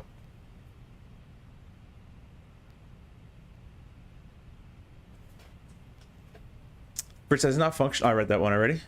That Mosaic is going to be so fun. It looks sweet. Like when I tried it at the Expo, I tried the runner at the Expo. I tried the which was not hooked up to a sim. Actually, I tried a TBM one that was. I tried the Winwing yoke, but that was not hooked up to a sim, and it's early access and all that stuff. And I honestly have nowhere to put that because it's beautiful and it's awesome and it's cool, but I have nowhere to put that thing. It's huge. And I have nowhere. I'm in a condo, so I wouldn't be able to put that anywhere. And I'm in like a setup where I play Fortnite and I play Airbus, and I do different things, DCS and whatever. So to move that out of the way would take quite effort to do. But the Moza yoke with the right settings for the price and the quality of the feel on the yoke itself and the base it's connected to and the small profile or smaller profile of it. In the sim, it felt really cool in the 172 when it's very in the 172 in real life at idle thrust the engine runs really roughly and the yoke is kind of shaking, and it did in the Mose as well. And as soon as you add a bit of power, the timing of the engine kind of smooths on out and the yoke starts shaking, and you add a bit more power and the elevators kind of get activated by the slipstream of the prop and the yoke moves towards you. It just felt really cool, so I'm really looking forward to that yoke coming in. I have no idea when it's shipping, but I'm really looking forward to that one.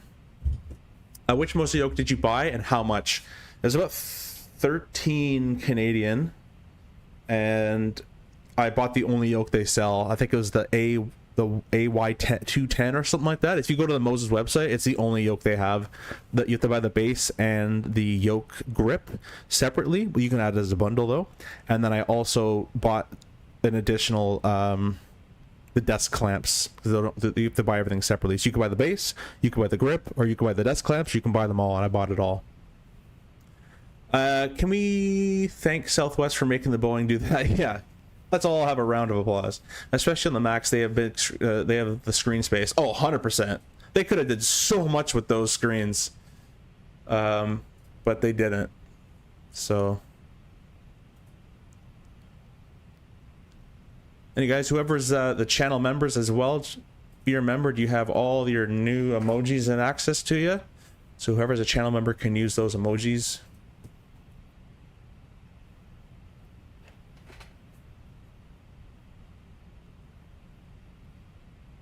I'm gonna go see how CST and Mickey Mike are doing on their live streams. I'll be just muting, but I'll still be able to read. Real quick, Matt Python says, how many hours do you to get restricted ATP in Canada? Do you think it's smart to do Canadian flight school if it takes longer to do it in America? If your goal is to stay in America, just do your training in America. To get a restricted ATP, it depends. If you go to a college that offers the integrated ATPL program, you can write the ATPL at 250 hours, and now you have a restricted ATP. Doesn't mean anyone's going to hire you, but you have it written, and you have 5 years to unlock your license. Or if you get type rated on an airplane, it's unlimited time to unlock the ATPL. If you didn't go to a college that offers it to you in the college, it's you can write the ATPL exams at 750 hours, and you have 2 years to unlock the ATPL, and or if you get type rated, it's indefinite to unlock it. If you pass the time, you have to rewrite the exams. Yeah, Lonnie, just spam that. Anyone has it, spam all of them. At least a door page. yeah, they don't even have a door page. I forgot about that. The 3.7 has all the door lights. It's kind of sad if you think about it. I like, again, the 737 in the 60s is really cool. I still love the 37, and in the sim I love the 737 because it's all the clicking and all the switches and all that kind of stuff. But in real world I would much rather have an iCast or something like that. It's still cool though, don't get me wrong, I love that plane. I actually just flew in a max to get home the other day with my deadhead. Tons of power.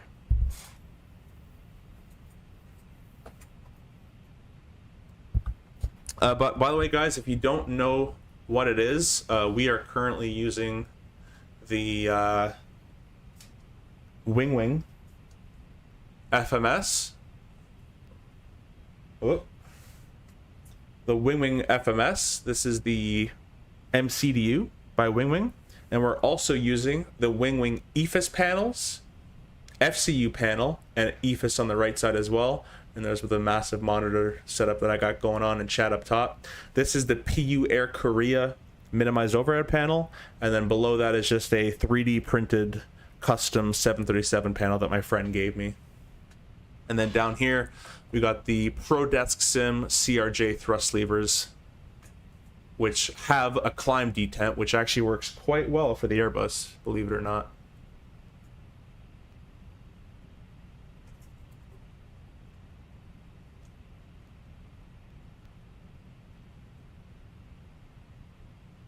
Kind of messed up my camera now. Get back to that in a second here.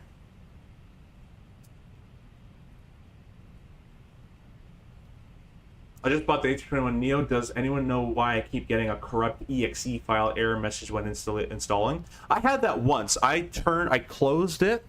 I verified where the what sim it was installing to, and then it just worked. Maybe try closing it running as admin. That's all I can really say. Other than that, I don't really know, to be honest with you.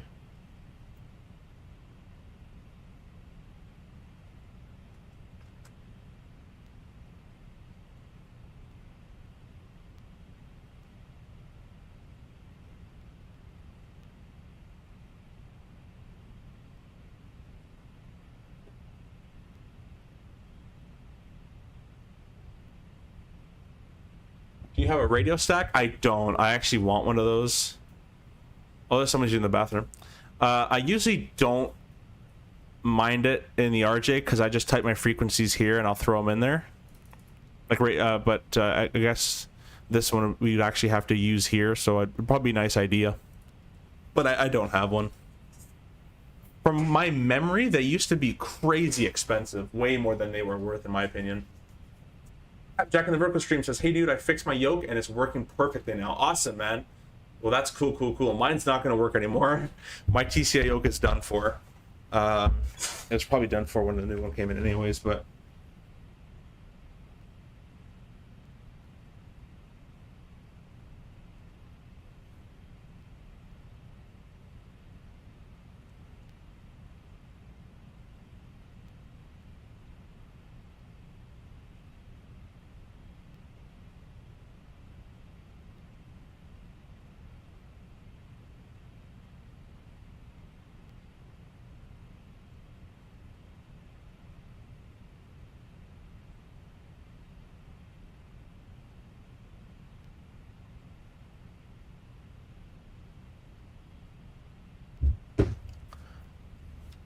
I think Winwing has an Airbus one super cheap. Yeah, I'll probably end up getting one of those.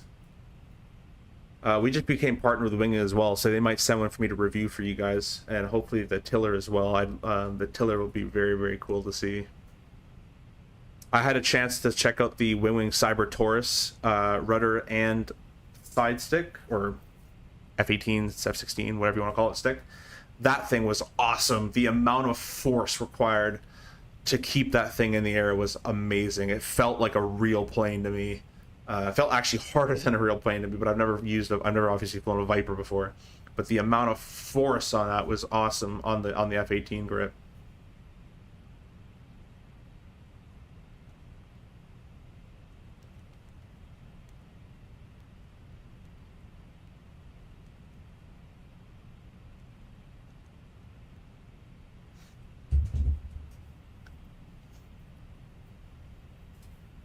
I'm looking to buy a new yoke. What's good around 300-400? That's the problem, Masick, is there's not much good.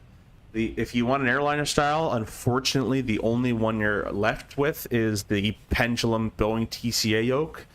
And if you want more of a GA style, you can go for the Honeycomb or the Turtle Beach. The problem is all of those yokes have, like, in my opinion, have massive flaws.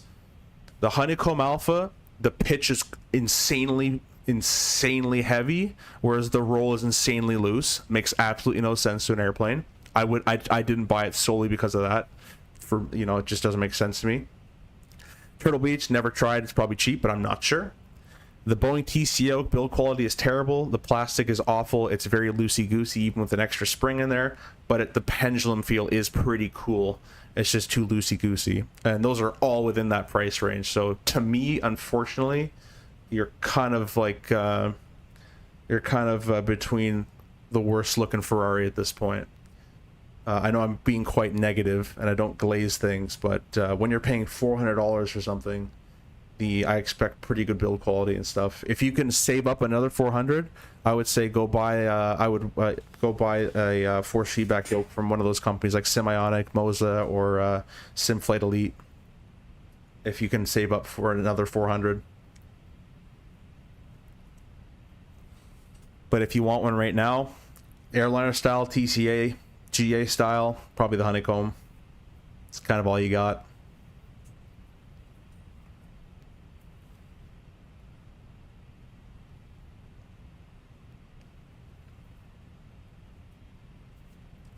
Honeycomb has quality though. Had mine 5 years. Yeah, I've heard they are well, but I've heard the Honeycomb is well made. I just hate the loosey goose roll, like the insanely loose roll and the super stiff pitch. If the stiff pitch and the stiff roll was all the same, that'd be awesome. Even if the loose roll and loose pitch, that would kind of make sense ish. At least it's all linear feeling. But having one being super heavy and then roll being super light makes no sense physically to an airplane. But yeah, Honeycomb I have heard is built very well. I have a Honeycomb Bravo that my buddy who's on the Embraer gave me because he doesn't use it anymore, and it's pretty sturdy. You like that one, Fritz? Yeah. Like, which one should I get? I can only afford a 360 or whatever. Actually, a 360 is kind of cool, but anyways, that's my opinion. You don't take my opinion. You know, that just comes from my experience using them at shows. I own a TCI yoke. My buddy has an Alpha that I've tried many times. I've never tried the Turtle Beach, so I won't comment on that one, but it's probably, I would estimate, not the greatest thing in the world. But it kind of gets me mad that for that high of a price tag, they just sell kind of garbage to the flight sim community, in my opinion. Honeycomb's not garbage. It's just, I think they kind of misled. I think they just did a wrong with their pitch and roll feel. It's actually really well made, and even Lonnie says it there too. But the TCA, in my opinion, could be so much better for the price they charge. Yeah, I exactly know what you're talking about. You will get used to it though. I notice the heaviness anymore in pitch axis.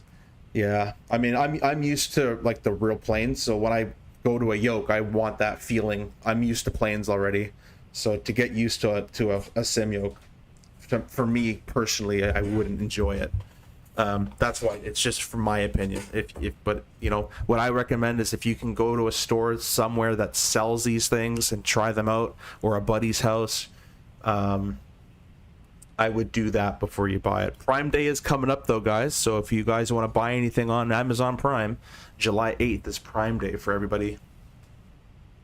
Okay, yeah, I was figuring that would be the answer. My buddy has a leftover Honeycomb I could get from him. You think it's still worth $150? Yeah, that's a pretty good price. If everything works, it's a pretty good price, I think. Brunner and Moza with the right profiles are two of the best yokes. I hope so. I didn't buy. I want to have that Moza in my hands now. That thing looked pretty sweet. We're gonna change this to direct coupon here.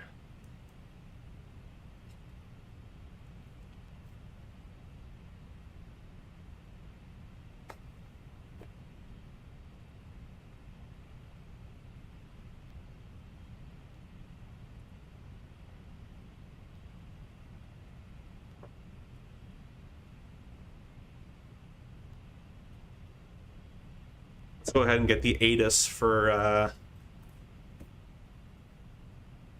Charlotte.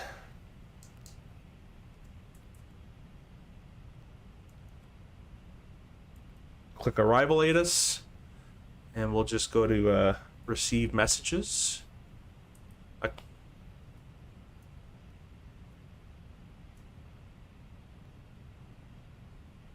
The heck is that?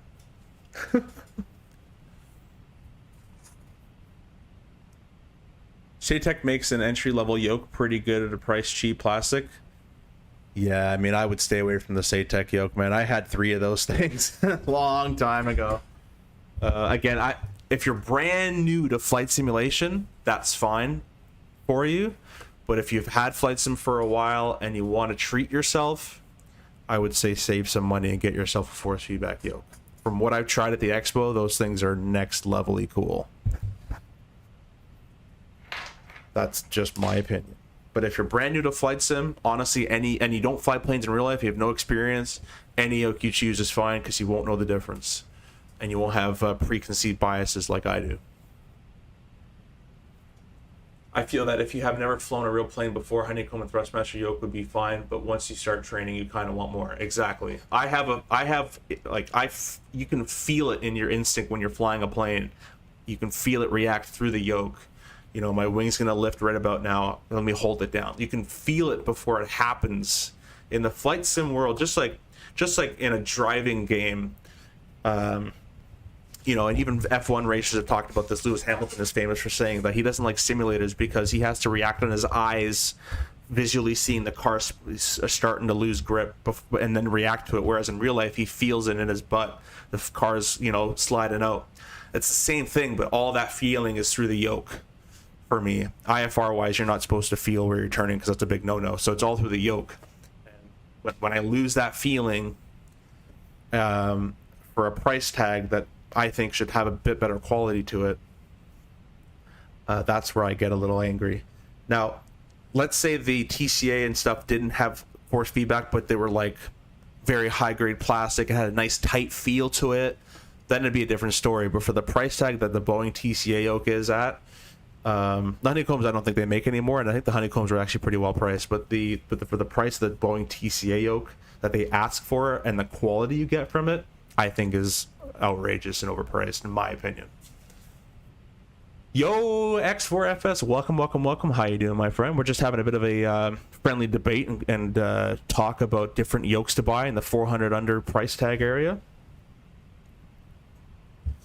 I don't want to throw hate or throw shade. If you own one of those yokes, by all means, if you love it, you love it. Still fly it.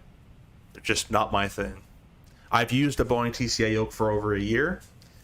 And every time I use it, I'm kind of like, man, I wish this was better quality for the price I paid. TCA yoke feels pretty damn light to me. It is. You can move it with your pinky, and it just moves. What do we got here? We got 11 Gustin 17 from the east, 10 mile viz, fuel cloud 5000, fuel 18, VFR day, altimeter 3005. Set that in our standby for later. Simultaneous approach and use, expect visual approach 3-6 right, 3-6 center, 3-6 left. All of them. All right. We're probably going to take 3-6 right. Thrustmaster has to turn it around real quick. All their products are trash. I'm happy Moses finally dipping into the flight sim world. Their race wheels are 1010. You've been saying the race wheels are good. I kind of want a cool race wheel, to be honest. I have a Logitech wheel, and again, the Logitech wheel is a good like little entry wheel. I'm not a racer in any means, so like that's good for me for what I do. But I'm sure if an F1 racer, you know, rally racer at Logitech wheel, he'd hate it. That's kind of what I'm trying to get at as well. But the Logitech wheel is good for me. But you've been saying those Mosey wheels are good. Do you have one of them? Because I'd love to come try it. Yeah, the flight sim still has some ways to go for hardware. I know the Expo announced a bunch of new hardware, but some nice yokes under 500 for those mid-range builds would be awesome. I think, I first of all, I agree with you, but I think, you know how Meridian is making those throttles? I think if Meridian or some company like, if Winwing can come out and make a mid-range average consumer yoke, they'd have the market. The Winwing yoke is not for the average consumer. It's gorgeous and it's beautiful, but it's not for the average consumer. The Moza yoke is kind of getting to that higher level consumer. more niche level of flight sim, and then the Brunner and all the other force feedback yokes are way in the niche and expensive. So for the average simmer, we only have the TCA, the Honeycomb Alpha, and the Turtle Beach. That's kind of it. What was the R5 direct drive? The bundle is like $6. Really good price for the DD wheel. Oh, sorry, I missed Captain Jack's comment on the vertical. He says, yeah, I really know what the problem was now. It was confusion in the profiles. Now I'm really happy with this again. Awesome. Cool, Jack. Hope you enjoy it. Get those landings done. Go try the CRJ, Jack, as well. I think you'll enjoy that. Had the Moza R3. Don't have it anymore, but I've tried the R5. It's really nice. Yeah, it looked pretty sweet. The first time, actually, Lonnie, the first time I ever held a Fantech wheel was at the FS Expo. They had some there. Those Fantech F1 wheels are so cool. Like, and I've said this before, the quality that sim racers get in their hardware is so far superior than the quality that we get in our hardware for the price we pay in flight sim. That Fantech wheel felt amazing. The paddle shifters were, it's just a nice clunky click when you clicked it. It was amazing. So I'm hoping Moza can bring, and some other companies can bring that very high level stuff for the prices that Fantech charges. Required to be on the wall operating on runways and all hold short instructions. Yeah, call sign info alpha. All right. So that's VFR. Winds out of the east. So we are right side headwind. By 11 gusts and 17.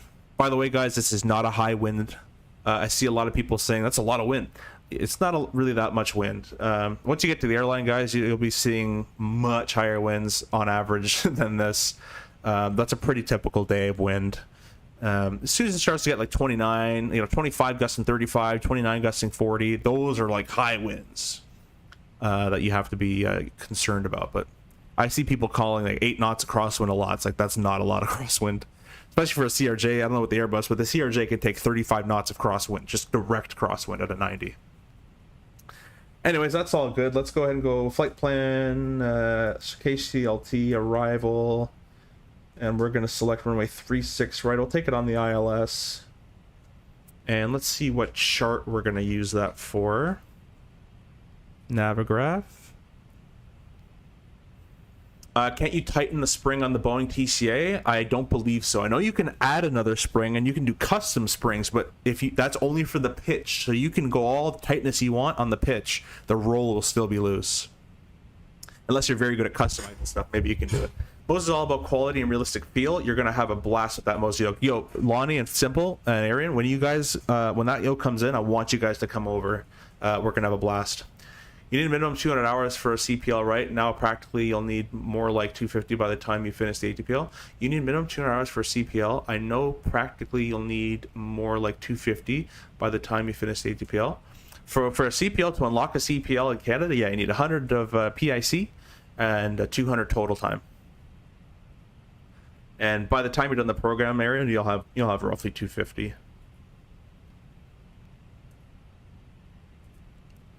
Let's do the approaches. Gonna be ILS 36. I don't like that they're just all listed here. I would like if they categorize them a bit.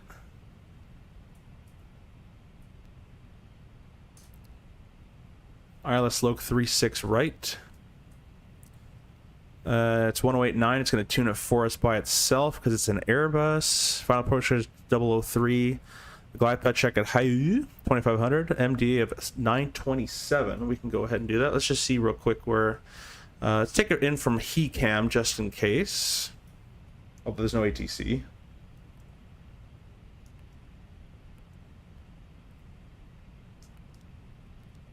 Okay, that's fine. We'll just take it via vectors then. That's fine. We're going to put coupon over coupon. We'll execute that.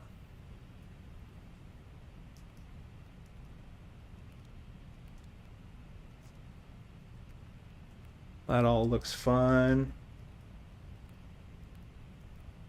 Let's just check it on this guy.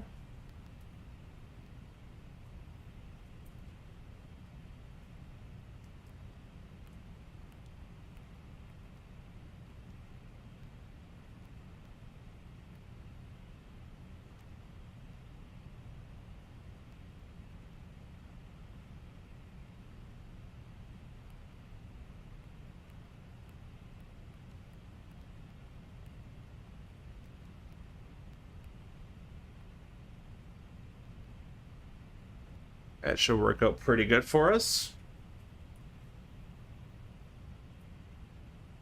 Sweet. And let's go over here. We'll press, what is it, perf, next phase, that one, next phase, descent, next phase. It's going to be 3005. We're going to put, oh, that was a barrel. That's not what I meant to do. Actually be 927 for the ILS MDA. I meant to put the QNH as 3005. There we go. So we're using barometric altimeter, guys, for MDA because we're not in a Cat 2 or Cat 3. If we're using a Cat 2 or Cat 3 approach, we'll use the radar altimeter, baro minimum or radio minimums. But on a Cat 1 or less, or any other approach, basically, it's going to be baro minimums. And that MDA, that baro minimum, can be found on the chart right here under ILS. Right here, ILS. 927 MDA. Above ground, it'll be 200 feet. Here's a trivia question for you guys. What does this mean? Loc GSO, and why is it a higher altitude? Why do you have to see the runway at a higher altitude with this one? Let me know. Trivia for you. Let's see, full flap. The magnetic wind was 050/11. We don't account for gust because gust is fictional and or not fictional, it's predicted. Temperature was 27, I believe.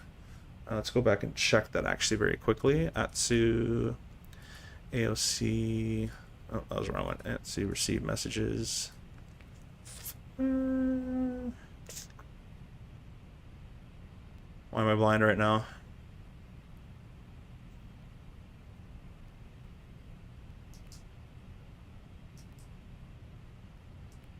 Oh, I forgot my arrow's not moving that one. It's moving this one.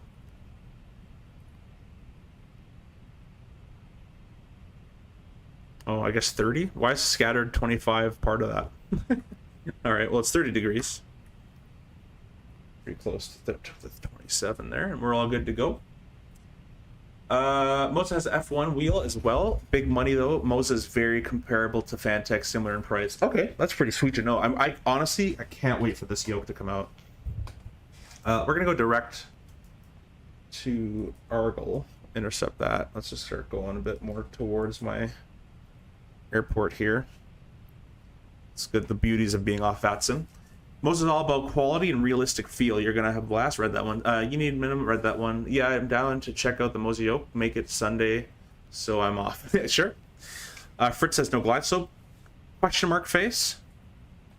You are correct. It's a localizer only. The glide slope is unserviceable. So if you're using local only, you can't go as low as an ILS, a full ILS, which brings you 200 above ground, 927 above the above sea level. You have to go almost 400 feet above ground, almost double the altitude of a regular ILS, and you have to see the runway by this altitude, or you're going around. And as we'll be approaching from the northeast, and we're doing a right downwind, I'll vector myself into probably towards Lansar, about 11-mile final there. Intercept the ILS and runway 36 right. 1089 will be auto-tuned. Mission approach is runway heading right turn 4,000 feet outbound CLT VR to 093 radial. D-move 24.9 and hold, or is directed by ATC. There is no ATC, so I'll probably just do a circuit, come back. Our MSA based on the Charlotte VOR is 3,800 feet. Next question, guys. MSA, how big is this circle? This is based off the Charlotte VOR. How far away from this VOR in this case am I safe at 3,000 feet from terrain and whatever obstacle? How far does that MSA circle extend to? 3-degree slope, Pappy's on the right, ALSF type 2 lighting. And we plan to exit on 36 right. Bring this guy up here. Most likely, if we can stop quick enough, left on Romeo. We'll take it maybe on Charlie. That's Charlie 9. Yeah, Romeo or Charlie 9 is a 90 if we want to do that. But should be Romeo should be okay for us unless we float too much. And the alternate is Piedmont Trad International.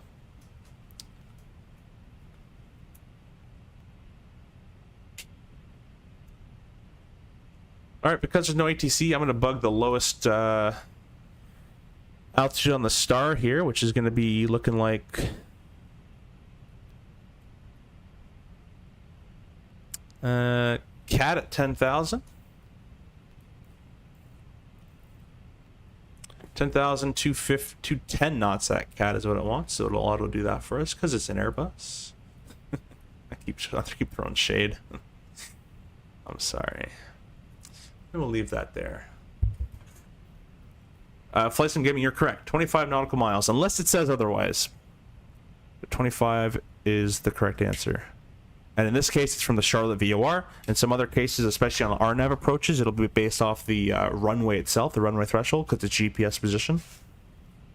What you want to make sure, guys, is whenever you, in real life, whenever you have that MSA based off the VOR, you want to find where the VOR is. Sometimes it's not on the airport. In this case, it looks like it's just south of the runways here, and it's not too far away.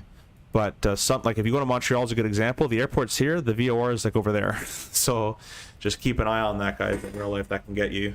One, it can make you fail an exam or written or whatever, and two, it can actually get you, you know, injured in a way that we won't say online. But the weather's been clear all day. We'll throw the terrain map on. Where will it show otherwise in the circle? It'd usually be in here. There actually, you know what? There actually is an approach, and I forget where it is, but I'll have to find it again. But it'll actually say, it'll divide in quadrants, and then each quadrant of the chart will have its own altitude in each corner.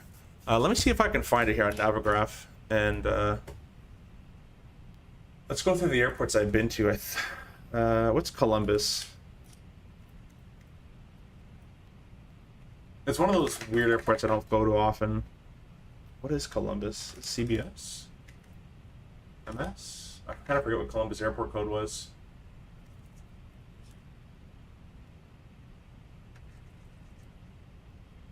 I don't think YYZ has one. I can check. I'm pretty sure it doesn't.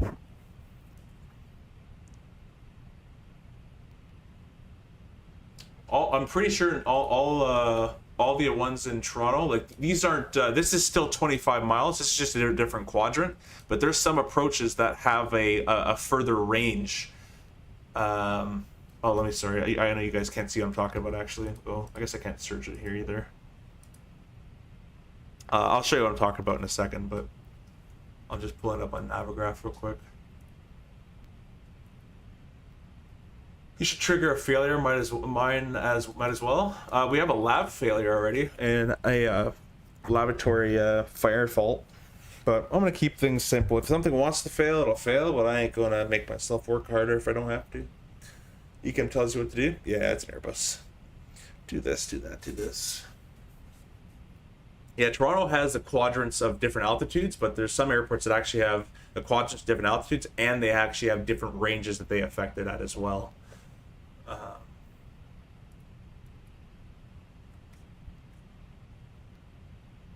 Let me see here.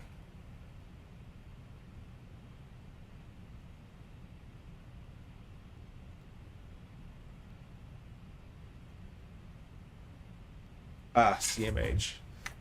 CMH. Columbus. Maybe it was one of these airports that had it. I can't remember. Nope, not that one. Is it Newark? I don't think I got it either.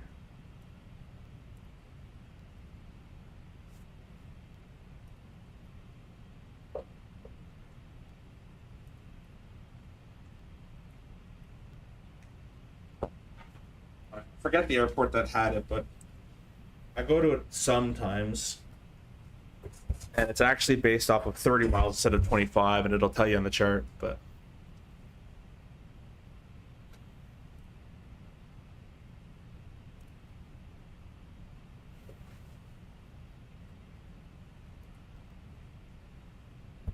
Rapid Ascent's coming on up shortly. I'm gonna tune in with that CST real quick.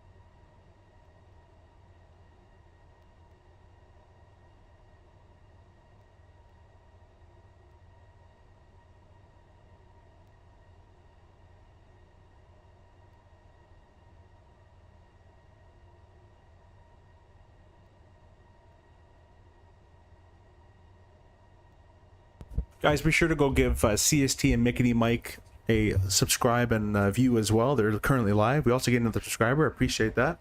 I'm just tuning in with Mickey Mike on his stream right now, so I'm just watching that as well while we're here. A little bit more to go, and then we'll start descending in.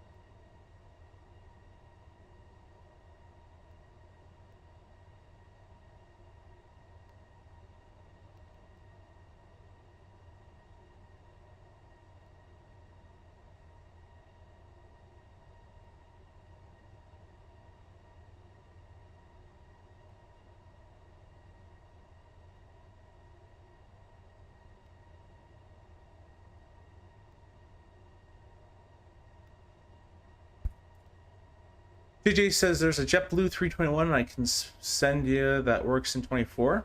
Sure. I'm honestly probably not going to fly this plane all too much. Not because it's not good. It's just because it's not my kind of flying that I enjoy, the Airbus style. However, my yoke is broken, so for the time being, I will be in Airbuses. So you might as well send it. But I usually like to fly more of the RJ kind of stuff. When my yoke does come in, though, when my new one comes in, I will be flying the Kodiak. I will purchase the 828 Aerostar and be flying that. Of course, the CRJ and the 37 Max on the streams as well. Jack, yes, my yoke's good. So glad, back shortly, time for dinner. Okay, yeah, well, appreciate you coming back, and good thing your yoke works as well. That would have sucked to have to buy a new one.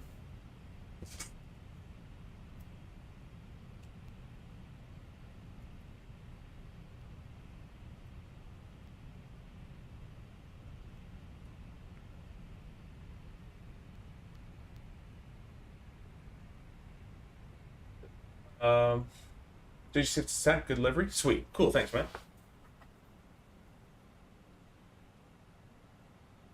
Oh, I thought we were,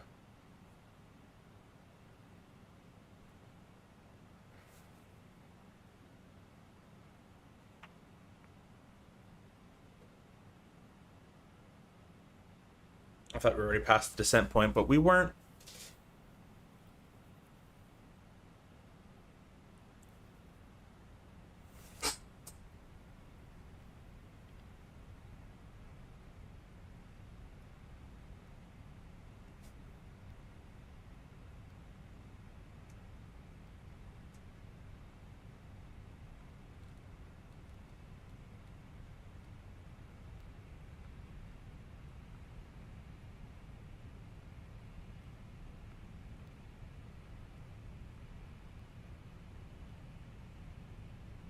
We'll change this back up.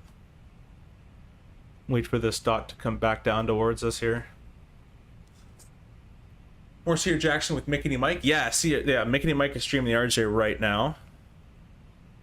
He is alive.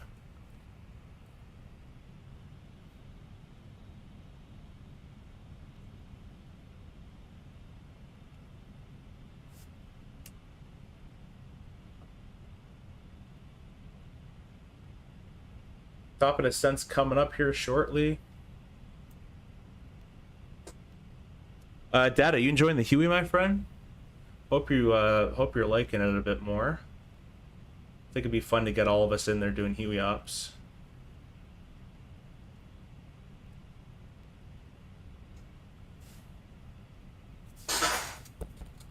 Too much CRJ action, not enough ERJ action. I don't know about that one. ERJ is way too slow. At least in real life it is. I was astounded at how slow it was. Alright, the Path is coming alive here shortly. We're going to press the descent button at 500. 500. Descend.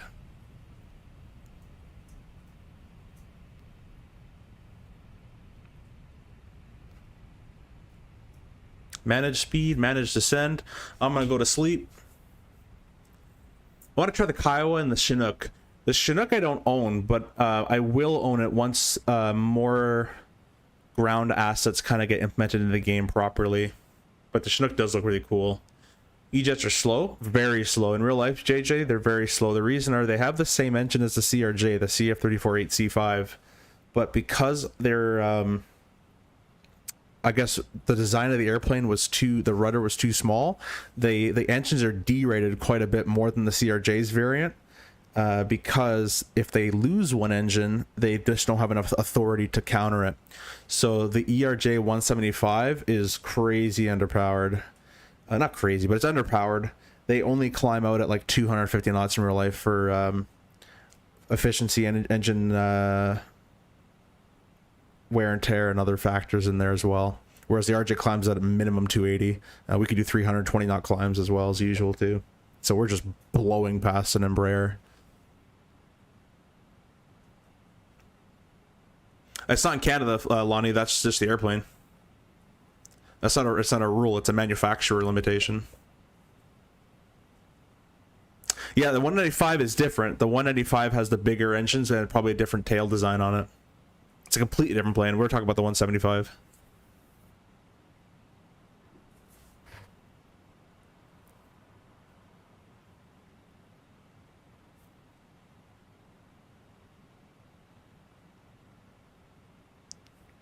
Oh, my apologies. Yeah, it's just the airplane. It's just not as good as a CRJ, you know, Lonnie. You know how it is. It's not as fast. It's okay. You know, you need your auto throttle and your auto this and your auto anti-ice and auto whatever. now it's my turn to say anything while you have to comment.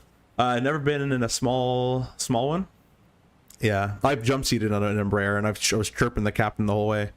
The captain was an ex-RJ guy, and he said other than the reason he switched to the Embraer is he's getting old and the RJ is a young man's game. It's basically what he said.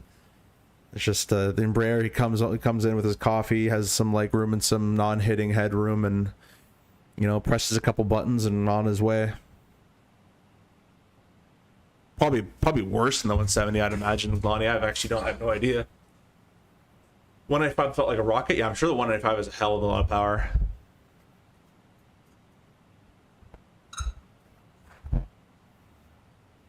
And this is about the time you'd give a PA. I don't really know how they would do it in this airplane, but I would assume it would be PA.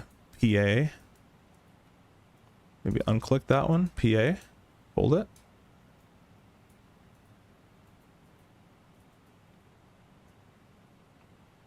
Function flight decks, first off speaking, we just started our initial descent into Charlotte. Temperature's 30 degrees. We'll have you on the ground in about 30 minutes at the gate in 35. Once again, on behalf of the Boston-based crew, thank you for flying American Airlines.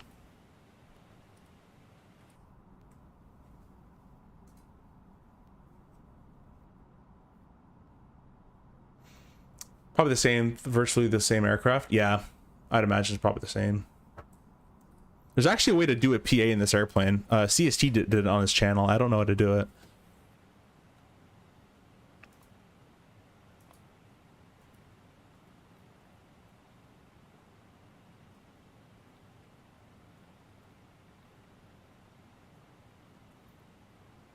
These are mics, so I would assume I had to put this as a mic push to talk.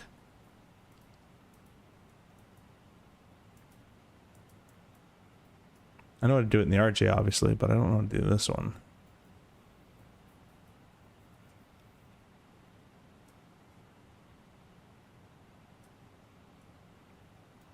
So it's usually, I don't know this plane, but usually you go to the PA mode and then you push your push to talk and hold it and talk through it. But ba-la-ba-la-ba-ba.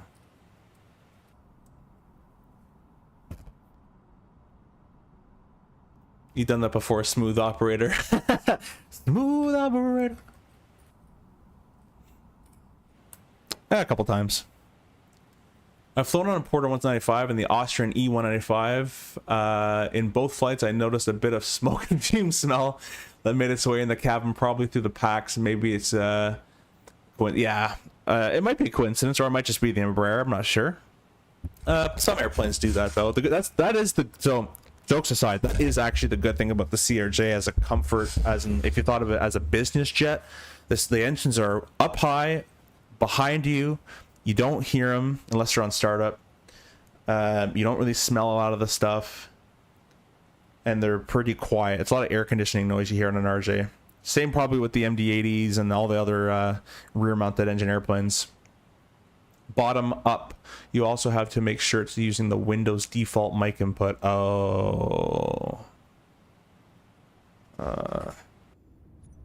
This is gonna crash my sim. Watch, I'm just being silly at this point. Windows default. There we go. But make sure the volume button us up and pulled. Well, pulled usually means you're not listening to it. At least in RJ land, but I'll pull it up.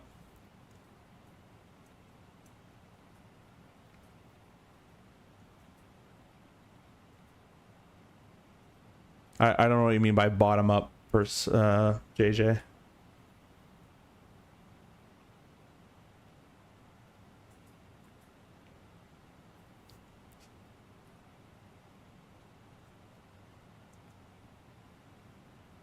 Man, I don't have to do anything. It's just doing it for me. 270 above 16 will make that just fine. Let me start my flight recorder. I guess I can do something, right?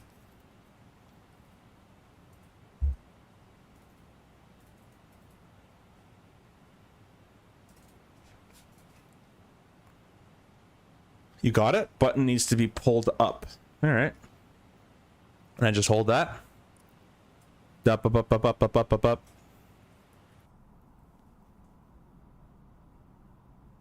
Pulley only works from the captain's side. All right. Up, up, up, up, up, up, up. Test, test, test, test, test.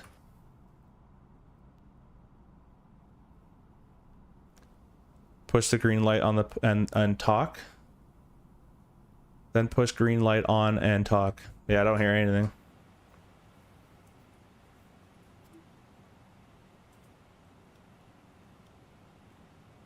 One, two, three, four.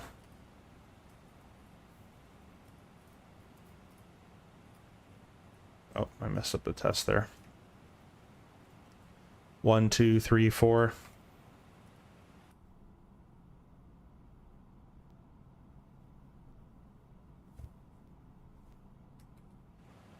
Oh, the MCDU options. Next page, sounds. Sound devices, cockpit. I guess this one. Yeah, that's an output.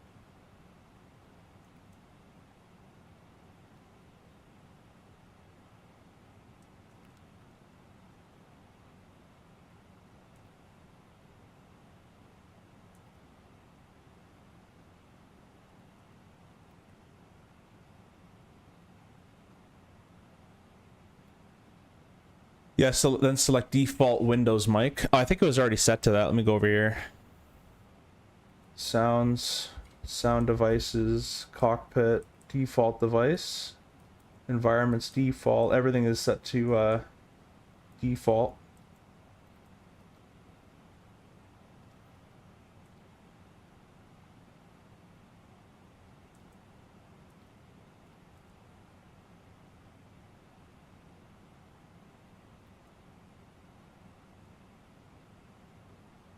I love how the airplane's flying itself right now. I'm just screwing around. Like, it's doing everything for me. Let's go 3005 on the altimeter. I guess I can do something there. Turn our landing symbology on now as well. Why not? I don't know when they do that, but we'll do it now. Don't know why the airplane slowed that much down.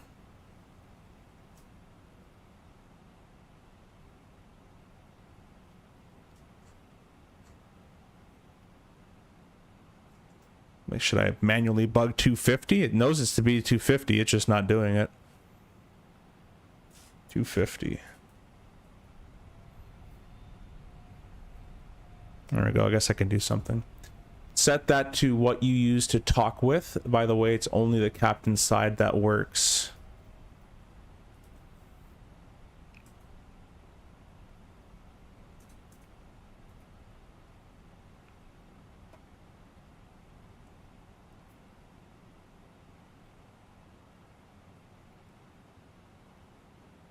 Yeah, I talk with a microphone, so I don't think it'll pick up the microphone. But it should be the default Windows one. Let me go check. Mic. Oh, it's not. There we go. Now it should be good to go. Let's go try it. It's pulled up. Folks on the flight deck, your first officer speaking. Just started our descent into Charlotte. Temperature 30 degrees. The time is approximately... I actually know what the time is. 7:43, maybe. Hopefully, I'm just guessing at this point. 30 degrees, having the ground in 30 minutes. Let's see if this thing works. Ah, it worked!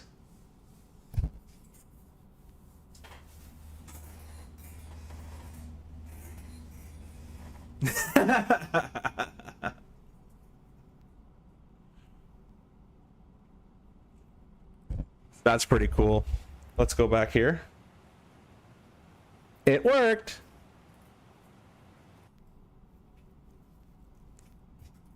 Sweet. That's how you know a product is quality right there. We can't hear it. Why can't you hear it?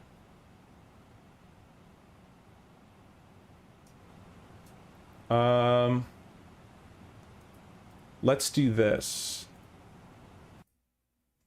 All right, I'll do it again for you guys. One more time. Folks from the flight decks, your first officer speaking. We've started our descent into Charlotte. Time is 7:43. Temperature 30 degrees. We're going to have you on the ground in 20 minutes at the gate in 25. Behalf on the American-based crew. That doesn't make sense. The Boston-based crew. Thank you for flying American Airlines. There we go.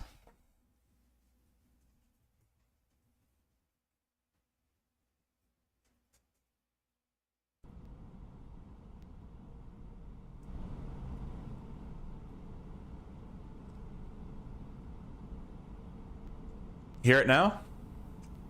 I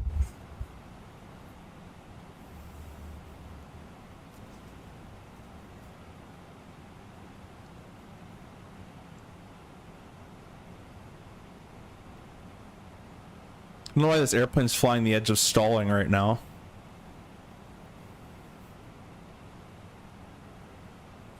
You can see it's been tuned for 108, 108.3. We're going to manually set 250 here. It's not wanting to do anything, so... Make sure the cabin output is set to the same. Yeah, everything is set to, I heard it on my end. Wait a minute. I found the reason. Alright, I'm gonna do it one more time. You guys should hear it. Stand by. Turn that one off. Desktop is on. Alright. Last time. I'm getting tired of saying this. I'm actually gonna mute my mic so you guys get it in the video only.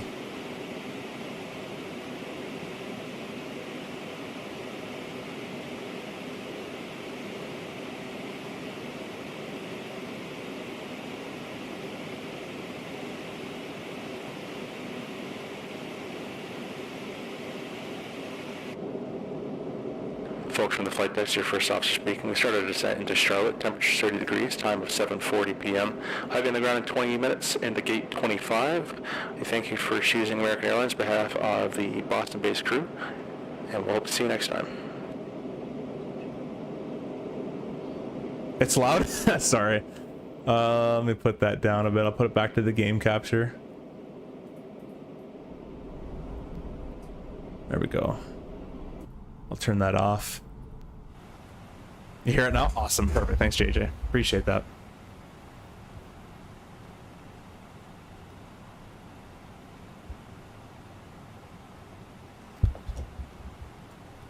11,010. It's already at 250. We'll go ahead and do this. Can go on. We can ding our belts a couple times there. Everything's looking pretty. I just gave one. Stop it. Mine's better.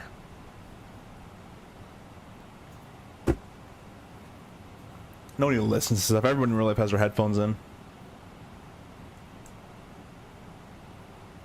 It's a good tip, though. You rubbish.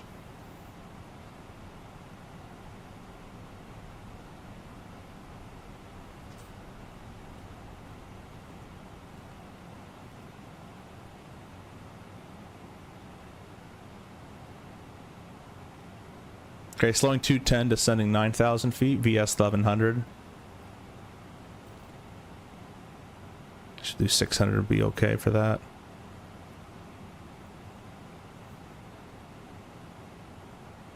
This is where an RJ pilot comes in handy right here.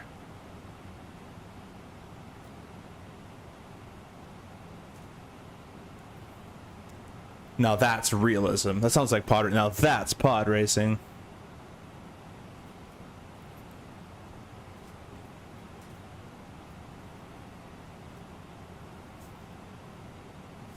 All right, we're gonna select flap 1.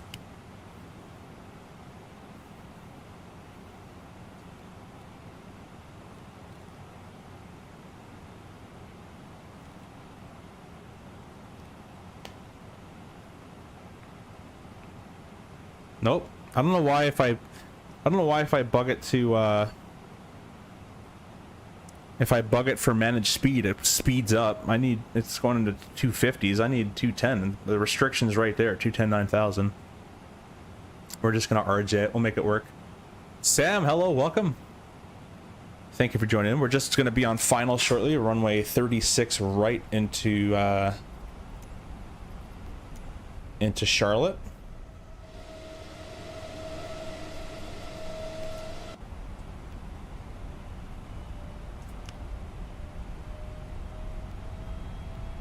We'll go flap 2 just so I can lower my angle of attack a little bit here. I don't like riding with such a high pitch attitude there.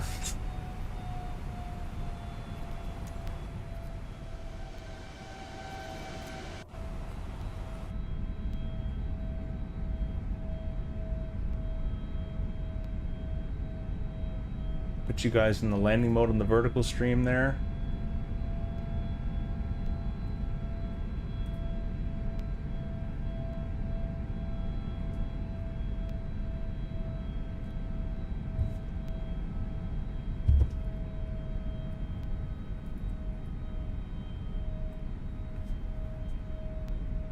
'24 is working quite well for me though, guys.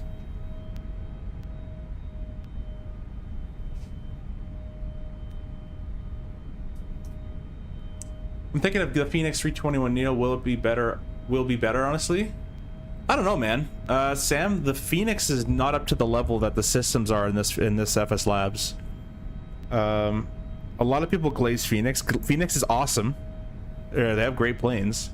But it's you got to be cautious with overhyping one single brand. I love that there's competition for the 320 series, and hopefully there'll be competition for 330s and something else. But this airplane definitely offers something to the market right now. It offers a much more in-depth system depth while bringing in Neo. We've never had an in-depth Neo before, so I think it's worth a shot. I can see waiting for Phoenix because you have the other ones. That's all your prerogative to do that, but I think if you got this airplane, unless you like all the sights and sounds, which a lot of people do, I don't personally care, but I'm more in the system side of stuff, I think you'll enjoy this plane. A little bit of dampening on the joystick and it flies pretty good too. That's my personal opinion. Phoenix might blow it out of the water, but I mean, every circuit breaker thing it works in this thing, and a lot more accurate systems. And the graphics, when you actually have them in front of you, aren't all that bad. Should be descending here, shouldn't they? Alright, we're gonna do 4,000 open descent.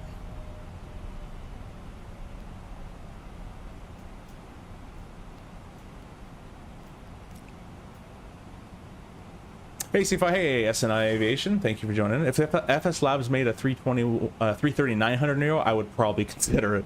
Yeah, I kind of want, honestly, for the 330, I want like a clapped out 330. You know what I mean? Like, I want like 5 MELs, APU and op. Like, I just want a really old 330 in the sim. I think that'd be a lot more fun to me personally.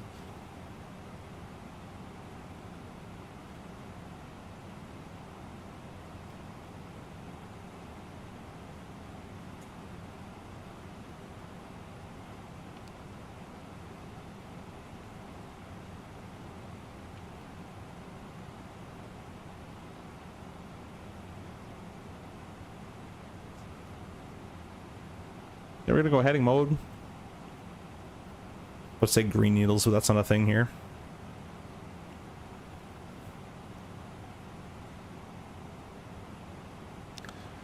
It's not peak realism if the plane isn't hanging on by a G-string. Yeah.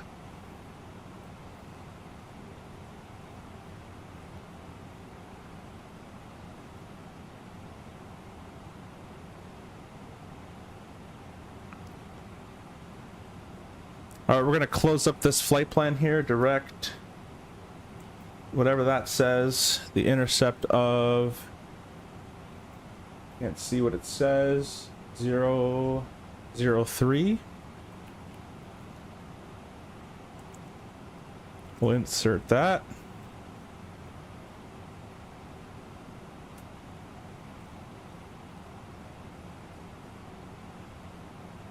What he said.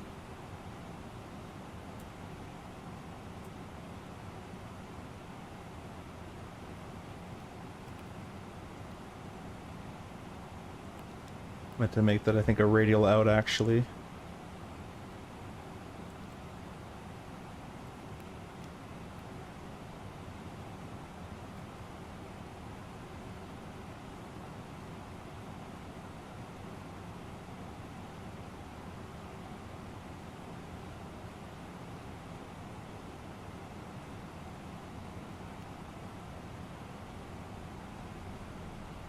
There we go. There's my FMS sequenced, I think, properly.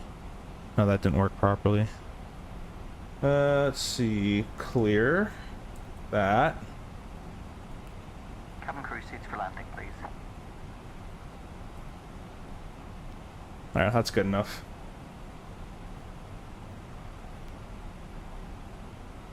We're gonna press approach button.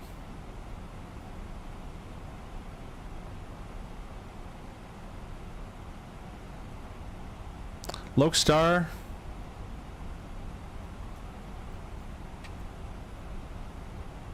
Cat 3 dual, although we're not going to use that. Glide slope arm. I'm going to start slowing down a little bit more here. Spoilers armed. Lab detection fault, we've talked about that. The MEL is fine.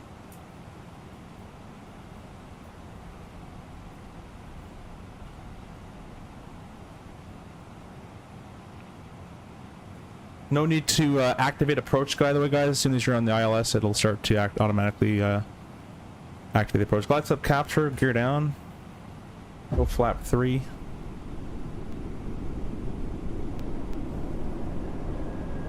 And our V approach speed will be 141 with VLS of 136.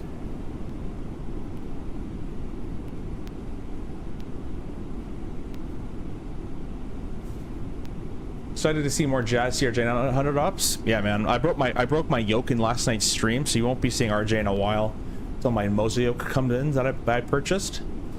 But I'll definitely be doing more RJ ops for sure. We'll go flap 4. I think. Or is it full? We're already at full. Never mind.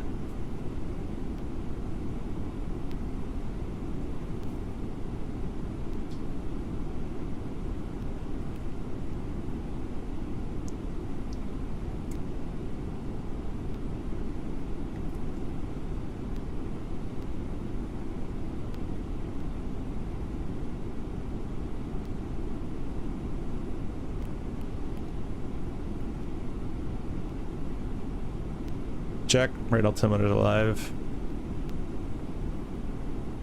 Say we're cleared to land. We'll throw all these on. Oop.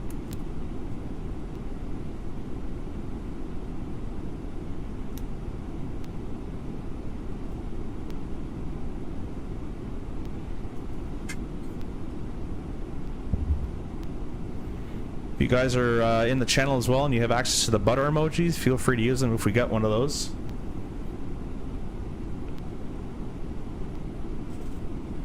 I'm gonna go ahead and bug down to 141 approach. 2024 does look fantastic.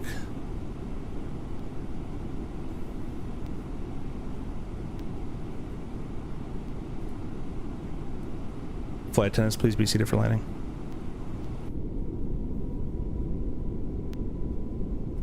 They would have did it a long time ago, but I kind of just forgot that that's an option for us to do. Let's see how well this thing flies on an ILS here. It's doing a bit of an interesting job, but looking okay. Autopilot disengaged.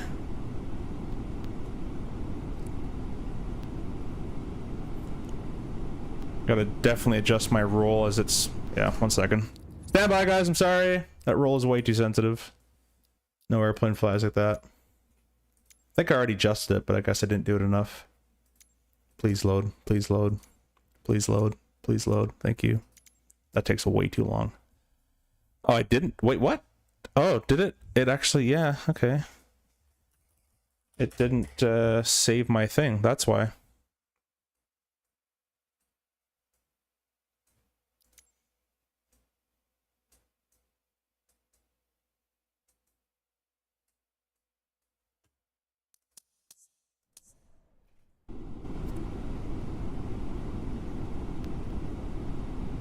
I'm gonna stop recording and start recording again. There we go. Alright, now we're gonna follow everything here. That feels better. That feels like an airplane. Does it look IRL? In Charlotte? Yeah, man. It looks pretty good. I still need some NVIDIA filters to kind of make everything a bit more crisp looking. But it looks pretty good. Obviously, what doesn't look IRL is all the lights disappearing in front of me right now, and appearing and all that kind of stuff. That's what I use, but minus 50? Yeah, me too. It feels a lot better like that.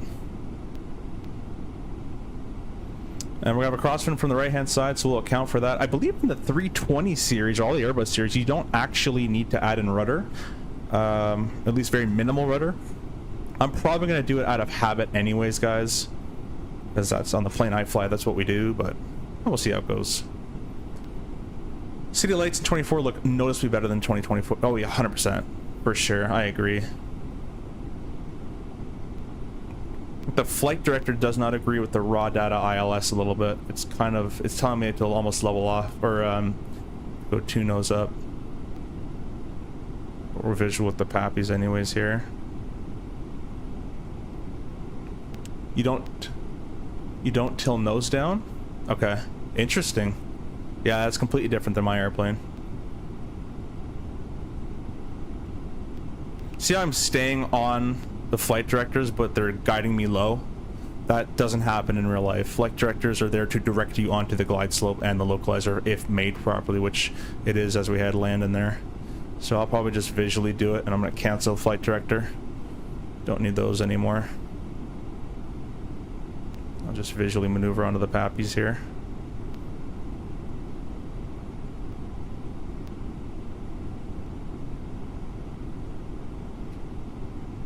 Landing. Whoa, stutters.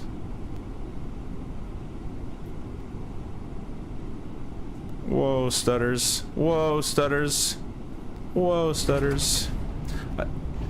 Okay, I see what Lonnie's talking about with the nose. I don't have reverse bound, guys, so we're just gonna roll it on brakes. Smoke, lavatory, detect fault. Yeah, we know. Auto brake off. Nose pitch on approach is off, noted by Fslabs. Yeah. Well, I was getting some stutters there. Might have been that too, but exit to the left. I probably should bind my reverse thrust. This airplane doesn't want to move with nose or steering anymore. There we go. I kind of don't like that it's not ready to go for. Whoa! Okay. Should click that button when you're straight. You're not already have rudder pressure in. Yeah, it's wonky. Yeah, it still feels pretty good. I'm gonna do some more landings with you guys here with FS Flight Control. But yeah, I did some landings, Lonnie, without a full flight, and the nose acted fine. But right there, I had no... You know what it is, Lonnie? It's the auto brakes. I'm 100% sure it's the auto brakes, Lonnie, and I want to prove it to you right now. That's an auto brake problem, and that's why the nose is falling down so hard. Because I did landings without auto brake and with spoilers armed, and it was fine. All right, let's stop that recording. We have that one saved. Let's just do a couple more without auto brake and see if the nose falls really hard on us. 3-6 right. That's my theory, though.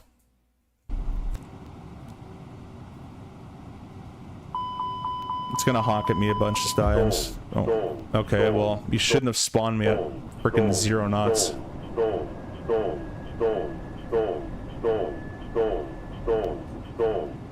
It should be spawning me at 130.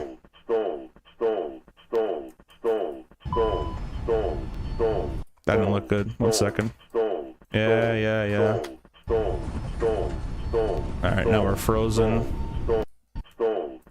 Stop freezing! FS Flight Control. There we go. That's actually quite annoying. Alright, maybe we're not going to use FS Flight Control. Million warnings.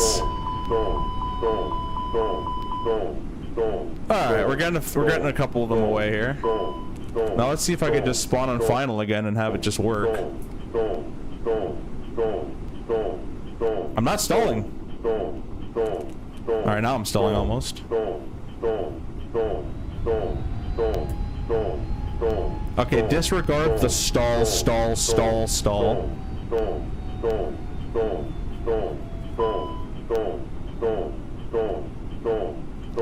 Good thing to know that Fslabs are already doing an update for these. Cool.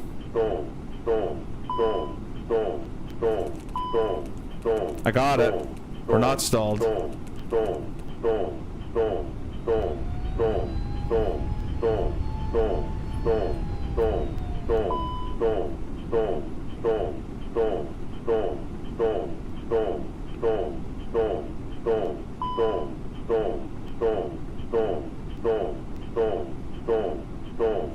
This is so annoying.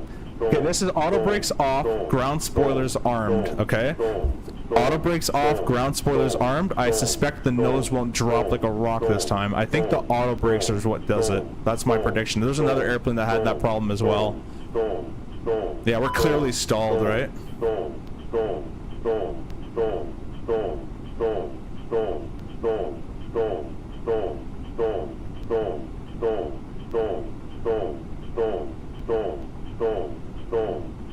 Man, I always get these stutters.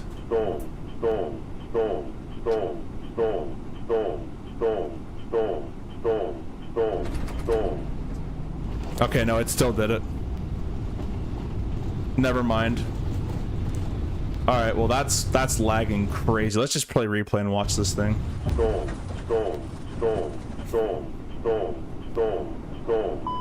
Alright, let's just stop there. You go over here. Really? We gotta listen to this during a replay as well? Alright, well I'm gonna give you guys one replay because I can barely stand listening to this. Oh, it went away.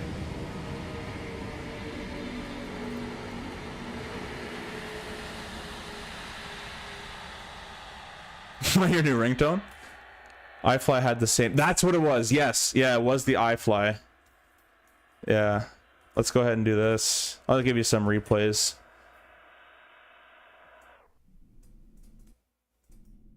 Oh, thank God.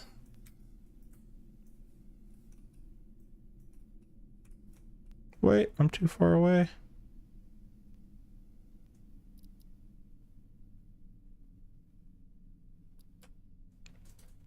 It's so weird to me that you don't correct with spoiler. Like, that's so strange to me that you're not even flying the plane anymore. You're just letting it fly you at this point.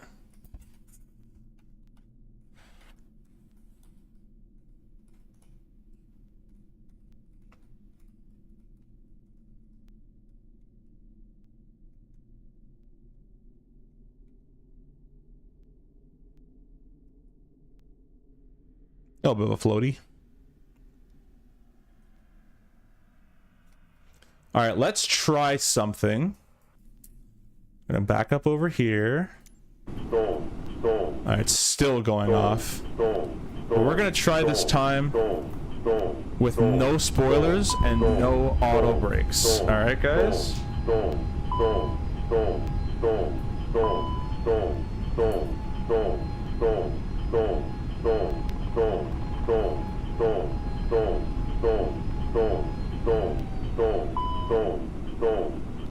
This is kind of, let's just recover from that really quickly.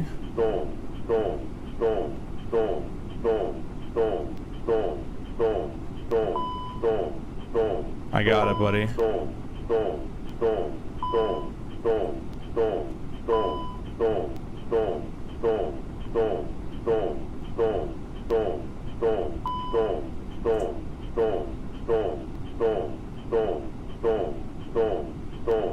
No auto brake, no spoiler. Okay, so no auto brake, no spoiler works just fine. Now we're gonna try no spoiler, but auto brake. Replay, pause. I'm sorry you gotta hear this friggin' warning every time. I'm really sorry about that. Auto brakes medium.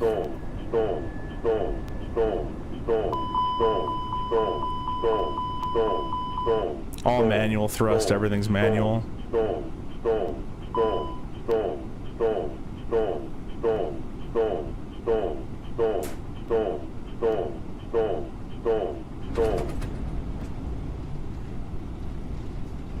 Auto brakes do bring it down a bit harder, but definitely not as hard as the as that spoiler did. So I think we found the culprit there, and I think Lonnie mentioned that earlier before anyways. But anyways, guys, I hope you liked the stream. We're going to be flying the Airbuses a lot more because please stop. Alright, I can't listen to that anymore. I'm just going to pause this. I can't listen to that anymore. Depth the spoilers? Yeah, it's the spoilers, yeah. Anyways, we're going to stop that there because I cannot bother to listen to that anymore. Anyways, yeah, pretty cool. I like the Fslabs. The system's really cool. I love that it has the MEL and all the circuit breakers built into that, and having the MEL accessible is really cool. I like the ability to actually go through Navigraph and make a new flight plan right on the EFB. I don't like the GSX integration. The flight model needs a bit of updating, but I'm sure it'll get it. And all that, the spoiler stuff you saw earlier and all that kind of thing. But I'm liking it. I love that the Winwing stuff just integrates perfectly with it, just like the Phoenix does. And it works in 24 just fine, really, for me. The performance is not the greatest. It's not the worst. It's kind of comparable to, a little bit worse than the 727 for me. But I have been having worse performance lately, and I'm having all those stutters on landing, and I think that's GSX. So I'm about to uninstall GSX again because I hate those things. But anyways, you wonder why... Lonnie, what do you wonder? What about? But anyways, we're going to close it up there, and I'll give you this panoramic shot of Charlotte. And, oh, while we're flying the Airbus, oh, I probably clued on. Yeah, I broke my yoke, so I'm not going to be flying any yoke airplanes for the time being. But, yeah. Anyways, I appreciate you guys stopping by, and all the subs, the new subs in the channel, whoever became members as well. Appreciate you guys, and we'll see you in the next stream. See ya! And go check out CST and Mickey Mike video or streams currently happening now.